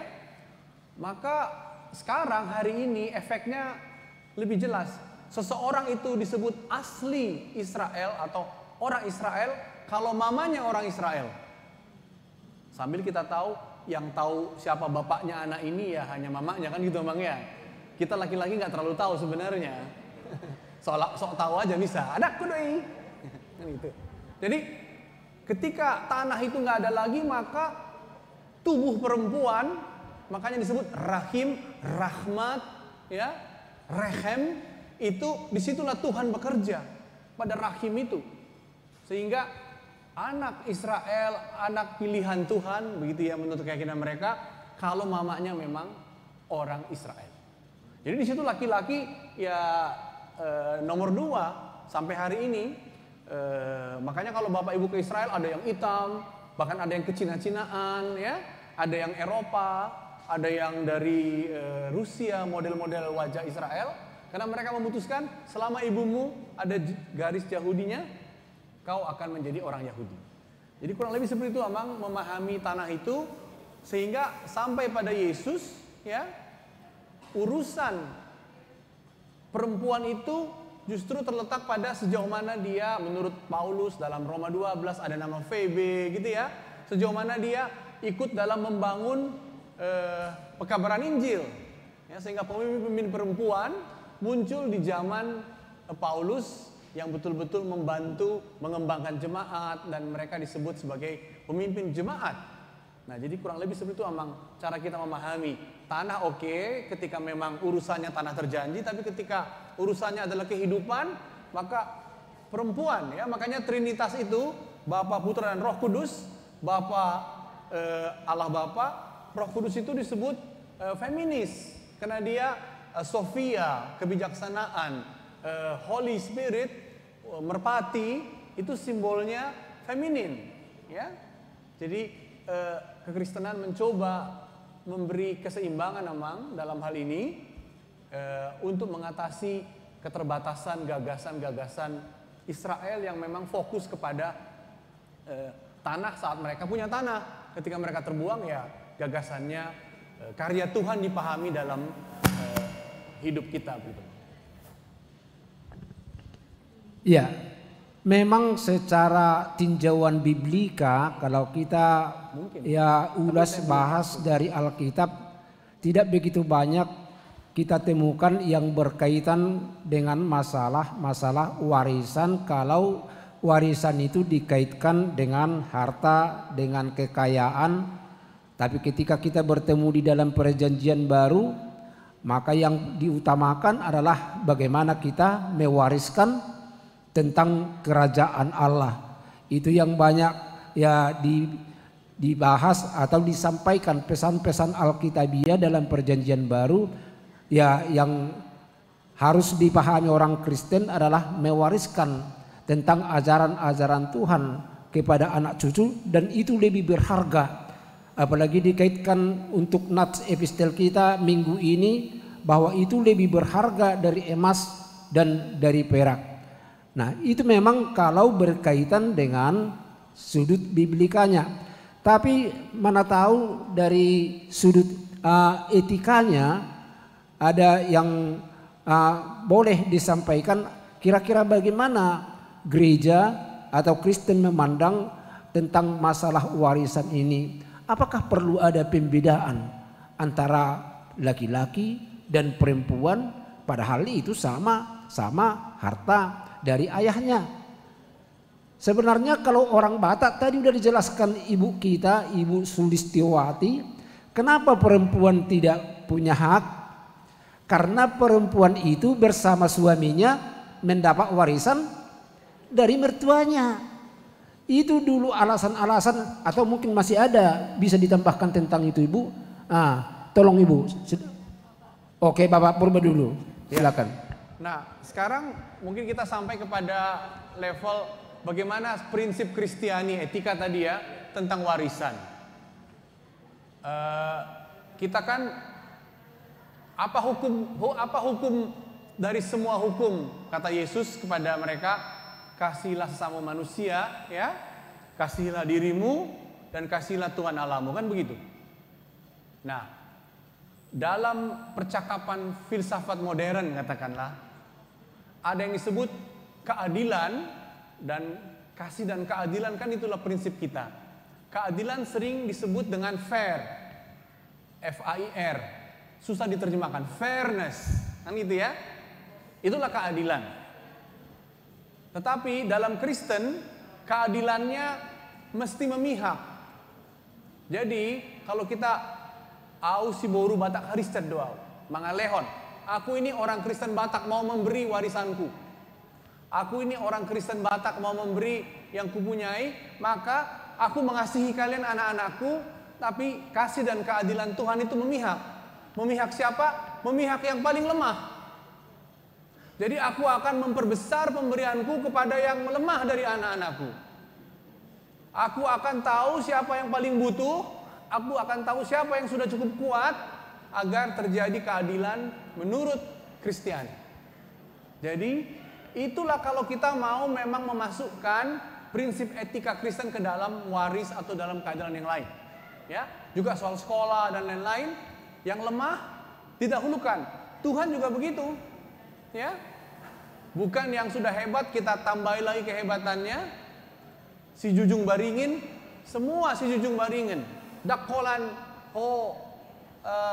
anak laki-lakiku yang tertua si Jujung Baringin, sudedo hamu, si Jujung Baringin alai, kenapa? Hamu halak Batak, hamu Kristen. Nah, jadi di situ memang pergumulan kalau kita memang mau, dan saya berencana begitu walaupun harta saya mungkin hanya buku-buku. Siapa yang paling lemah? Apa bantuan yang bisa kuwariskan supaya kau bangkit? Kau sudah cukup kuat, kau sudah cukup dengan yang ini, gitu ya. Supaya terjadi apa yang disebut keadilan Kristiani Batak Kristen, gitu. Itu Mang, boleh teh? Ya, jadi kalau boleh nanti yang terakhir dari Ibu Sulistiawati tentang dasar-dasar hukumnya. Bagaimana, karena tadi Ibu ceritakan tadi ada sampai bisa lebih dominan dimenangkan dalam perkara adalah perempuan, masalah warisan ini tentu ada dasar-dasar hukumnya. Nah, supaya ini jangan lagi menjadi momok. Tadi sudah saya katakan bagaimana cerita klasik tentang si Boru Tubaga. Ibu tahu teh cerita nion. Nah, si Boru Tubaga ini sering diceritakan kalau ada opera-opera datang ke kampung-kampung, cerita ini pasti tidak pernah ketinggalan. Itu sudah nanti siangnya dipromosikan, datanglah beramai-ramai malam ini opera Serada akan menampilkan dengan cerita si Boru Tubaga. Di cerita itu yang pernah saya tangkap adalah dua perempuan yang kakak beradik ketika telah ditinggal mati bapak dan ibunya, dia diasingkan ke hutan oleh bapak udahnya, dan dengan segala cara bagaimana mereka boleh kembali lepas dari hutan dan mau menuntut harta daripada peninggalan ayahnya, tapi tidak mereka dapatkan. Itu yang munculnya sebuah lagu yang dilakukan juga pada saat cerita itu, yang begini syairnya: pangeoliolmi solu nadi tonga tao, pangeoliolmi boru naso mariboto, ai molomate amangmi mauptu dia namaho. Syair yang sangat mengerikan, sangat sadis. Jadi kalau meninggal bapaknya katanya mereka seperti enggak berharga. Nah, tadi sudah disampaikan oleh ibu kita, ternyata di dalam hukum-hukum tata negara ini bisa dimenangkan dalam perkara-perkara yang bermasalah dengan hak warisan ini. Kira-kira apa dasar-dasar hukum tata negara yang bisa membantu sehingga ya hak seperti ini bisa dimenangkan para perempuan yang tidak punya saudara laki-laki di tengah-tengah keluarga Batak? Silakan Ibu.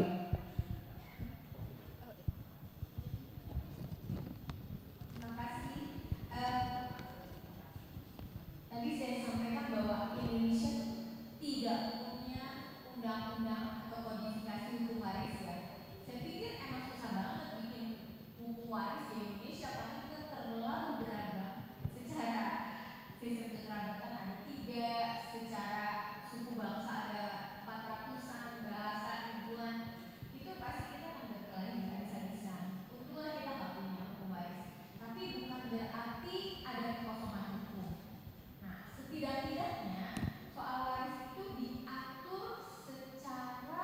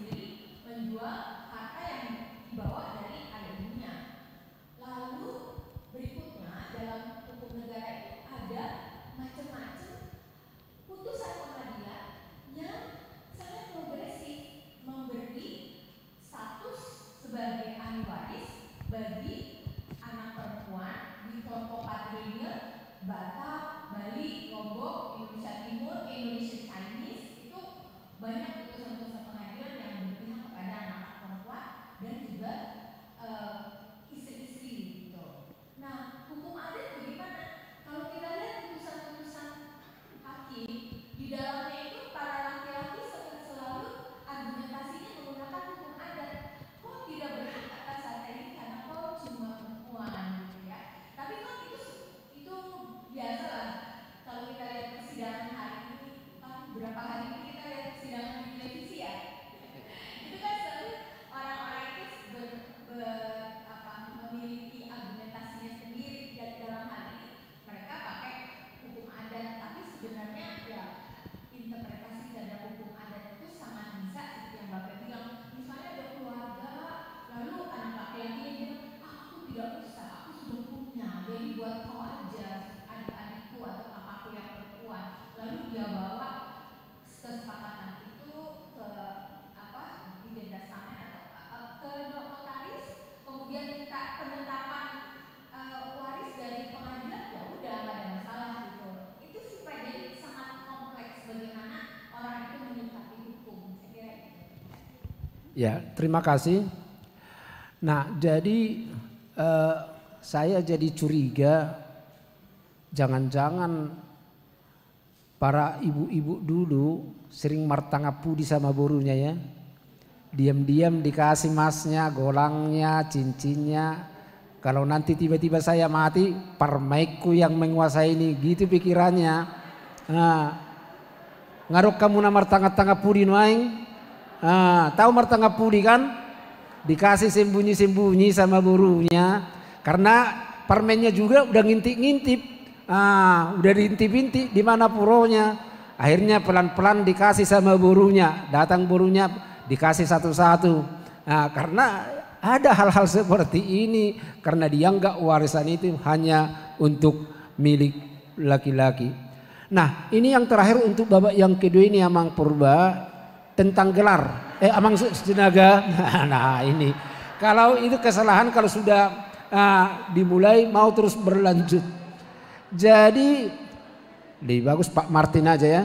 Pak Martin, tadi kita sudah sempat berbincangkan di awal di konsistori, ini masalah gelar. Memang tidak sama di Silindung, Humbang, Toba dan Samosir. Gelar untuk opung kalau di Toba tidak masalah. Kalau dari putra laki-laki yang sulung anak perempuan anaknya paling sulung bisa membawa gelar opungnya. Umpamanya meninggal sebutan opungnya itu perempuan pahupunya yang paling sulung si Tiurlan. Opung ni sedih opung ni si Tiurlan. Kalau lahir pun anak laki-laki adik si Tiurlan ini, kalau di Toba itu tetap dipertahankan sampai ke salibnya. Kalau di salibnya dibuat dulu namanya, biasanya di bawahnya dibikin lagi Opu Tiurlan. Tapi kalau di Samosir ini pun enggak semua. Di Samosir kami, kalau yang membawa nama gelar seperti ini harus laki-laki. Bapak saya punya anak dua, saya dan abang saya. Abang saya yang pertama anak ya paling sulung perempuan, Sianne namanya. Awalnya dipanggil opung ni Sianne, opunganne. Itu pun udah berganti juga. Awalnya itu saya yang paling sulung, lahir anaknya si Sahat, sempat dipanggil opung ni si Sahat, pakai ni. Tapi setelah abang saya ini punya anak, dibuatlah diganti mangalapeti lah, katanya kalau di kampung mangalapeti. Di Parari Kamis dibawa lalapet kaida au ngagat tibe guarhuda dang opung ni si Sahat be opung ni Sianne nama katanya. Lalu tiba-tiba adik Sianne ini lahir, namanya si Boy. Bawa lapet lagi nang ini ke Parari Kamisan. Hamuak kadongan mulai olak nion unang bejo hamu opung ni Sianne ngatu bupa hopuku bawa opung ni si Boy nama. Nah, kira-kira tadi udah sempat teringat sama Amang Martin, apa yang bisa dijelaskan tentang masalah gelar ini, kenapa di sebagian daerah harus nama laki-laki? Silakan Amang. Ya, jadi nanti semoga kita bisa mendengar pas istirahat lagu Boru Panggoari, ya. Kan Boru Panggoaran, karena saya bertemu dengan pengarangnya, dan pengarangnya bilang, aku sengaja ini Amang Pandita mengarang ini, supaya walaupun cucu pertama itu perempuan dari boruku, katanya, itulah menjadi nama aku sampai mati, ya, opungnya si aneh, ya tadi itu ya. Dan menurut saya memang gelar-gelar itu tantangan juga, walaupun kelihatan kecil, tapi itu namanya kultur, dalam arti kita memahami diri kita seperti apa.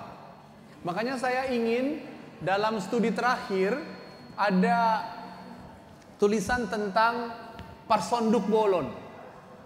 Jadi kan tadi pengantar ketua panitia mengatakan kita mau tahu sekarang kupas tuntas peran kita. Memang semula si Boru Batak ini perannya memperantarai saja. Jadi dalam riset ya oleh Van Bemmelen yang bukunya diterbitkannya tebal sekali tentang si Boru Batak, dia mengatakan begini, hubungan antara menantu Parumaen dan keluarganya, keluarga suaminya, itu hubungan yang tegang. Kenapa? Karena dia harus berjuang. Mungkin saya agak cerita agak sedikit personal juga, karena adik saya mengalami apa namanya mother blue ya, seperti ibu yang merasa tegang itu sementara hamil karena ditekan supaya punya anak laki-laki. Jadi hubungannya tegang sekali sampai ada anak laki-laki, kan gitu. Jadi ini sesuatu yang kurang sehat dalam hubungan antara mertua dan menantu, dan nanti kan urusannya seperti gelar tadi. Makanya ada sekarang studi yang mengatakan oke, kita mau tetap orang Batak, kita mau tetap orang Kristen, maka peran kita sekarang nggak apa-apa disebut Parsonduk Bolon, ya. Dalam bahasa sehari-hari Bu, Parsonduk Bolon itu perempuan adalah dia yang memiliki sendok yang besar. Tapi saya amati penghormatan yang diberikan oleh Kementerian Perempuan dan Anak, dan di kepolisian juga ada nama lembaga itu namanya Parahita Bayangkara, atau pakai istilah yang saya sudah tulis ini, Parahita Eka Praya, Anugerah Parahita. Itu kalau diterjemahkan Anugerah Parsonduk Bolon. Dalam bahasa Sanskerta, bahasa Bataknya Parsonduk Bolon. Artinya perempuan sekarang memberi kesejahteraan, memikirkan logistik, menjaga kehidupan, membuat dia berlangsung gitu ya. Itulah gelarnya, dan itu berarti dia pemimpin agar kehidupan keluarga itu dan keluarga besarnya, keluarga Batak berkelanjutan. Jadi menurut saya nggak apa-apa kita mengatakan au Parsonduk di Jabuon. Dalam arti apa? Aku bukan hanya mengurusin dapur, tapi aku mengurusin keberlangsungan kehidupan, dan itu berarti ekonomi, itu berarti kepemimpinan ya. Dan menurut saya dengan demikian maka perempuan akan dikenang oleh opungnya, oleh bapaknya, sama dengan putra-putrinya yang menjadi gelarnya. Kira-kira seperti itu Amang reaksi saya atas nama dan gelar tadi. Mulia Teh. Ya, sepertinya para inang ini nggak sabar lagi mau menanya, sehingga jadi ditanya kepada temannya. Makin kabur nanti Nang. Lebih bagus sabar dulu, nanti akan kita tanya. Ini untuk pertanyaan yang terakhir untuk kedua narasumber kita, untuk menuntaskan yang menjadi tema daripada percakapan kita pada siang hari ini tentang peran perempuan ini dalam adat Batak. Untuk Ibu Sulistiowati, bahwa memang dalam adat Batak, baik dalam adat pernikahan, dalam adat kematian, atau dalam adat-adat yang lainnya, perempuan ini seperti tidak mendapat tempat. Padahal yang mendominasi kehadiran adalah perempuan, seperti sudah saya singgung tadi di awal. Nah, tetapi kalau di dalam setiap percakapan, umpamanya kalau sudah di dalam adat-adat perkawinan misalnya, perempuan itu seperti dipinggirkan. Ibu tadi saya sebutkan, ibu-ibu hamuakai nanami atupi hamu majo naporamuna neng makatai akaraja katanya. Artinya si maju hamu disi kami mau ngomong. Loh, padahal sebenarnya yang paling menopang mendukung semua adat dan pelaksananya adalah para perempuan. Kira-kira bagaimana dalam pengamatan Ibu tentang penempatan perempuan ini baik di dalam seluruh percakapan, pengambilan keputusan, termasuk masalah jambar dan segalanya. Kenapa para perempuan ini sepertinya tidak bisa mendapat tempat? Silakan Bu.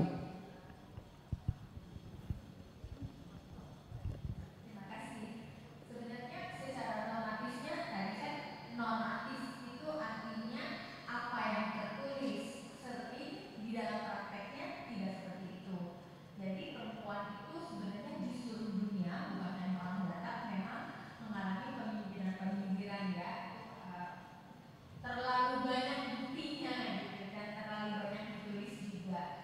Bahkan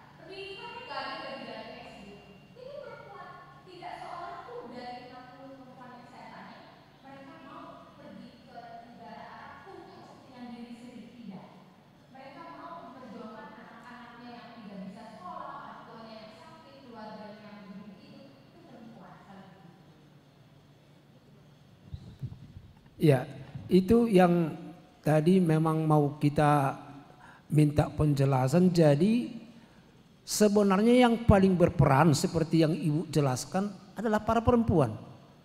Baik untuk di dalam seluruh perkembangan kehidupan yang berkaitan adat budaya maupun dalam perkembangan kehidupan keluarga dan anak-anak. Tapi ketika anak-anak ini berhasil, nama siapa yang muncul? Siapa dulu dong? Siapa dulu dong papanya? Kan gitu. Mana nampak mamanya?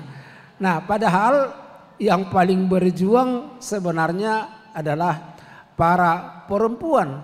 Tetapi ketika sudah di garis terdepan untuk ya nama yang akan disanjung, nama yang akan diemban, yang dapatkan semuanya itu adalah para prianya.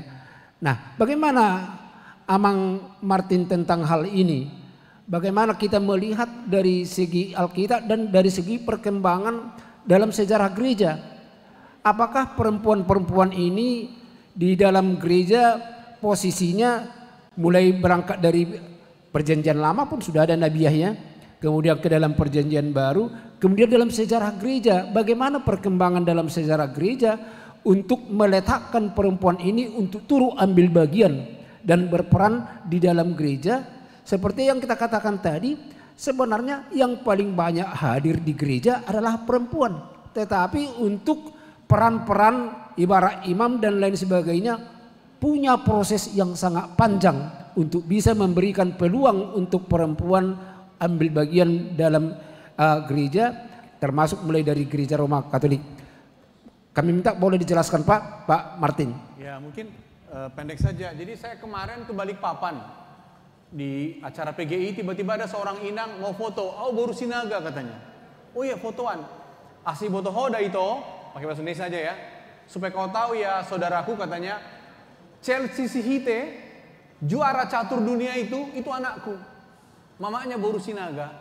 Ingat katanya. Ya. Walaupun dia Chelsea Sihite. Jadi kira-kira seperti itu ya. Betul luar biasa seorang inang, seorang mama yang membuat banyak keberhasilan. Walaupun dia namanya Sihite karena suaminya, tapi dia Chelsea Sihite juara catur. Kurang lebih seperti itu petanya. Tapi bagaimana ini semua kita harus hadapi? Sebenarnya orang Protestan beruntung. Ya. Boru ni padita do presiden ni Jerman. Putri seorang pendeta itu adalah kanselir Jerman, ya, yang terkenal itu sekarang, ya, ibu, ya. Dan lama kelamaan menurut saya, ketika si Boru Batak dulu hanya perantara pasu-pasu, yaitu supaya dia punya anak laki-laki kan gitu. Ketika si Boru Batak sudah menjadi dokter, ya, sudah berjuang, sudah naik dan sudah begitu kuat. Maka yang tersedia dalam adat kita ialah terobosan-terobosan. Terobosan pertama misalnya mangalua. Jadi itu proses panjang kita Mang, karena Tuhan menciptakan penolong yang sepadan. Karena tidak baik manusia seorang diri, bukan tidak baik laki-laki Mang. Tidak baik manusia seorang diri dalam Alkitab. Jadi selalu ada alternatif dalam adat supaya mangalua.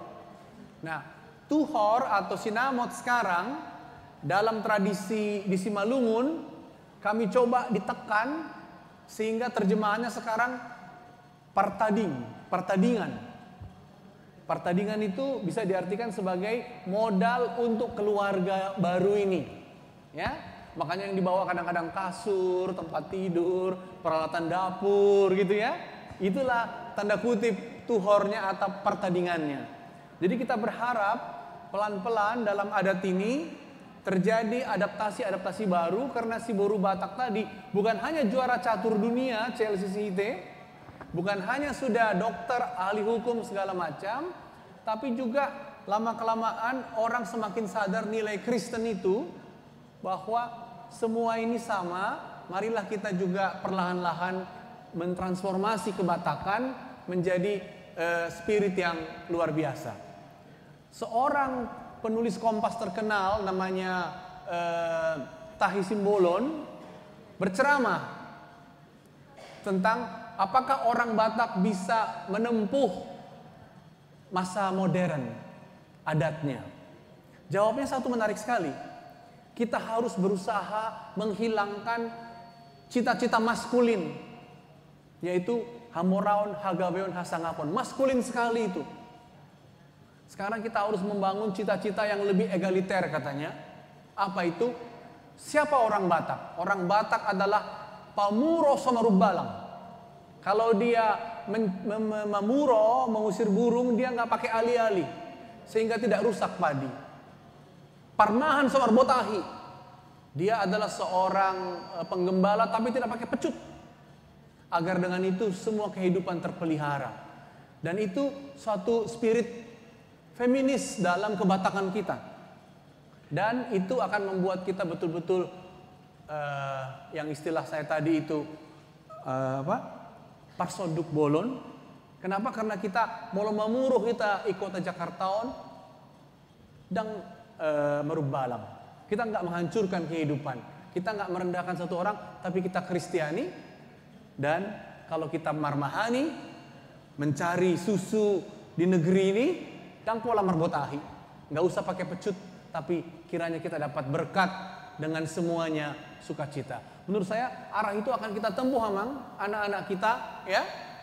Dan masa depan menurut saya akan terjadi satu proses saling mengisi kebatakan, kekristenan, terus menerus saling sudah terbukti dalam sejarah kan ya. Tapi lama-kelamaan akan terjadi percakapan yang lebih rileks di adat gitu. Jadi talk show adat lah nanti kita ini.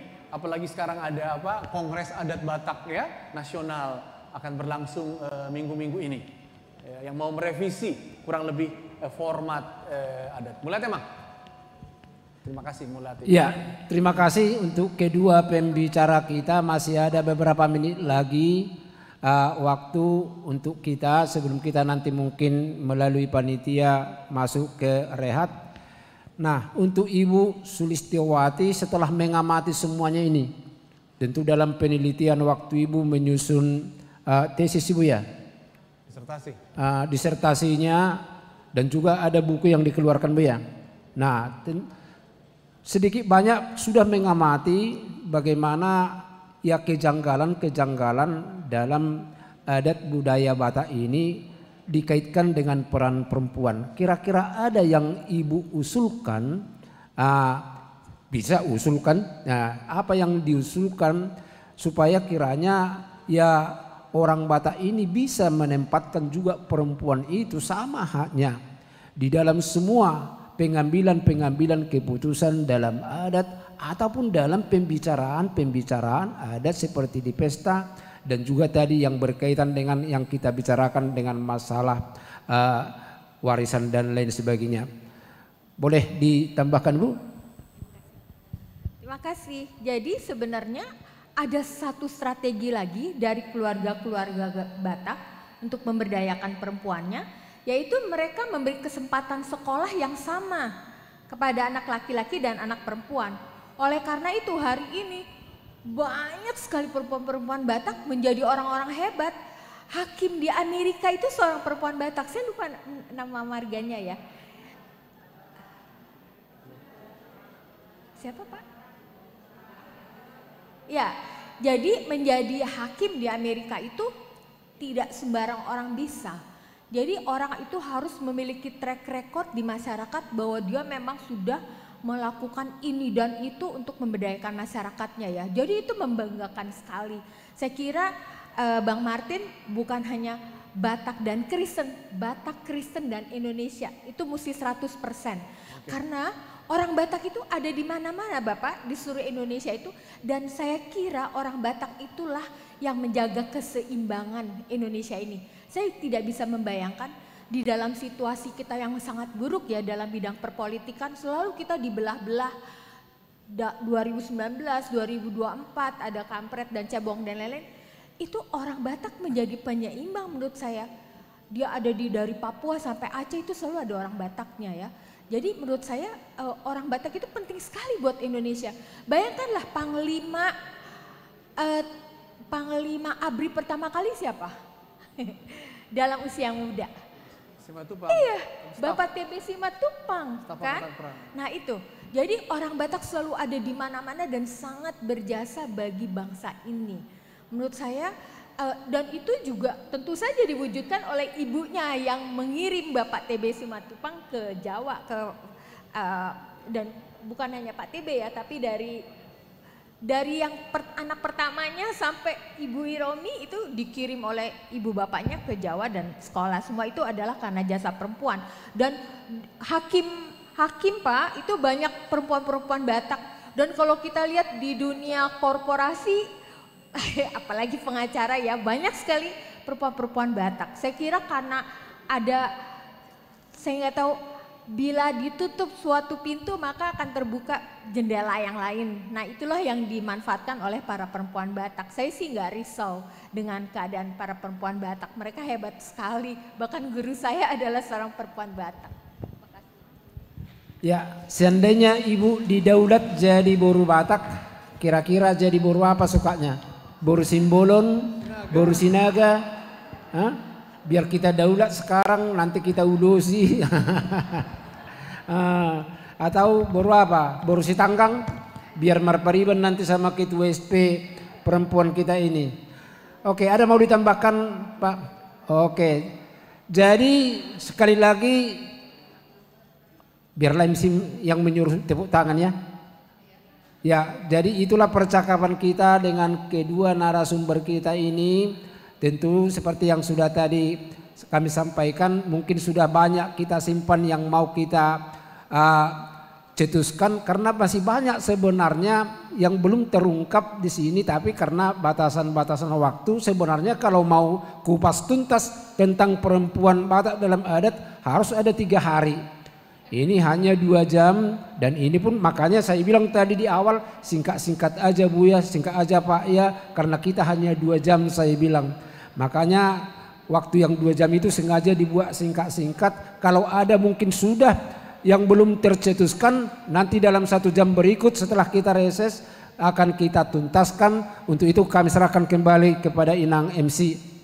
Kembali ke Inang MC. Terima kasih Amang. Tepuk tangan dulu dong untuk sesi ini. Oke.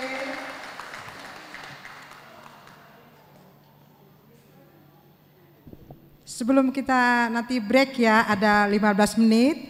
Nanti kita akan foto dulu bersama. Tapi sebelumnya kita untuk menghormati para perempuan Batak ini, kita akan menyanyi lagu Boru Panggoaran. Kami ajak Amang Martin. Silakan Amang ke depan, kita nyanyi Boru Panggoaran ditemani Inang Ripka. Ada Amang Razoki, tolong dibantu kita nyanyi bersama lagu Boru Panggoaran. Silakan Amang ke depan, di sini ada mic-nya. Silakan.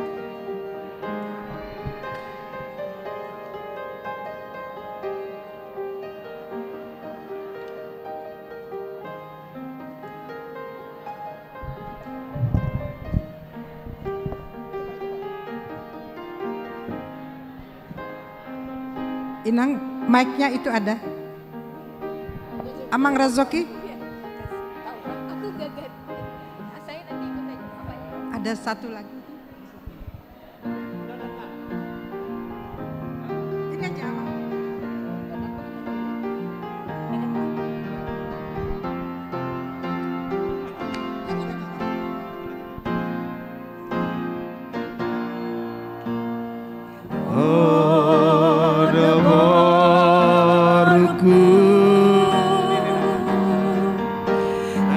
Mari berdiri, Inang, semua kita berdiri supaya nggak pegel. Silakan berdiri.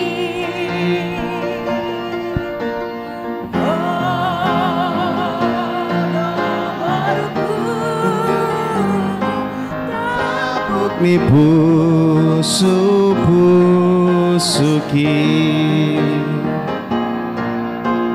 burju maho namar sikolai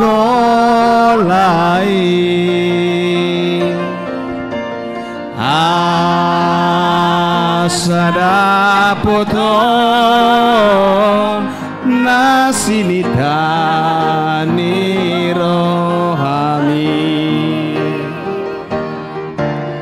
molo matu asogota hodo manari hona molo matinggang awina hodo manogu nogua ai hodo boruku orupanggo arki sai sahat mana di rohami ai hodo boruku orupanggo arki sai sahat madana di rohami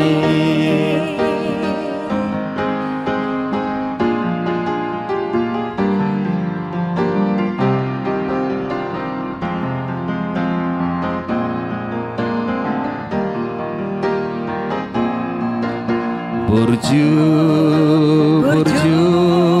maho namar sikolai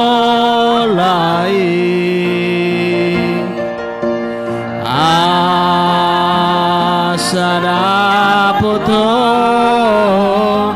nasinitani rohami matu asogotau hodo manari honau molo matinggang awina hodo namanogu nogua ai hodo boruku borupanggo arki sai sahat madana di rohami ai hodo boruku borupanggo arki sai sahat madana di rohami.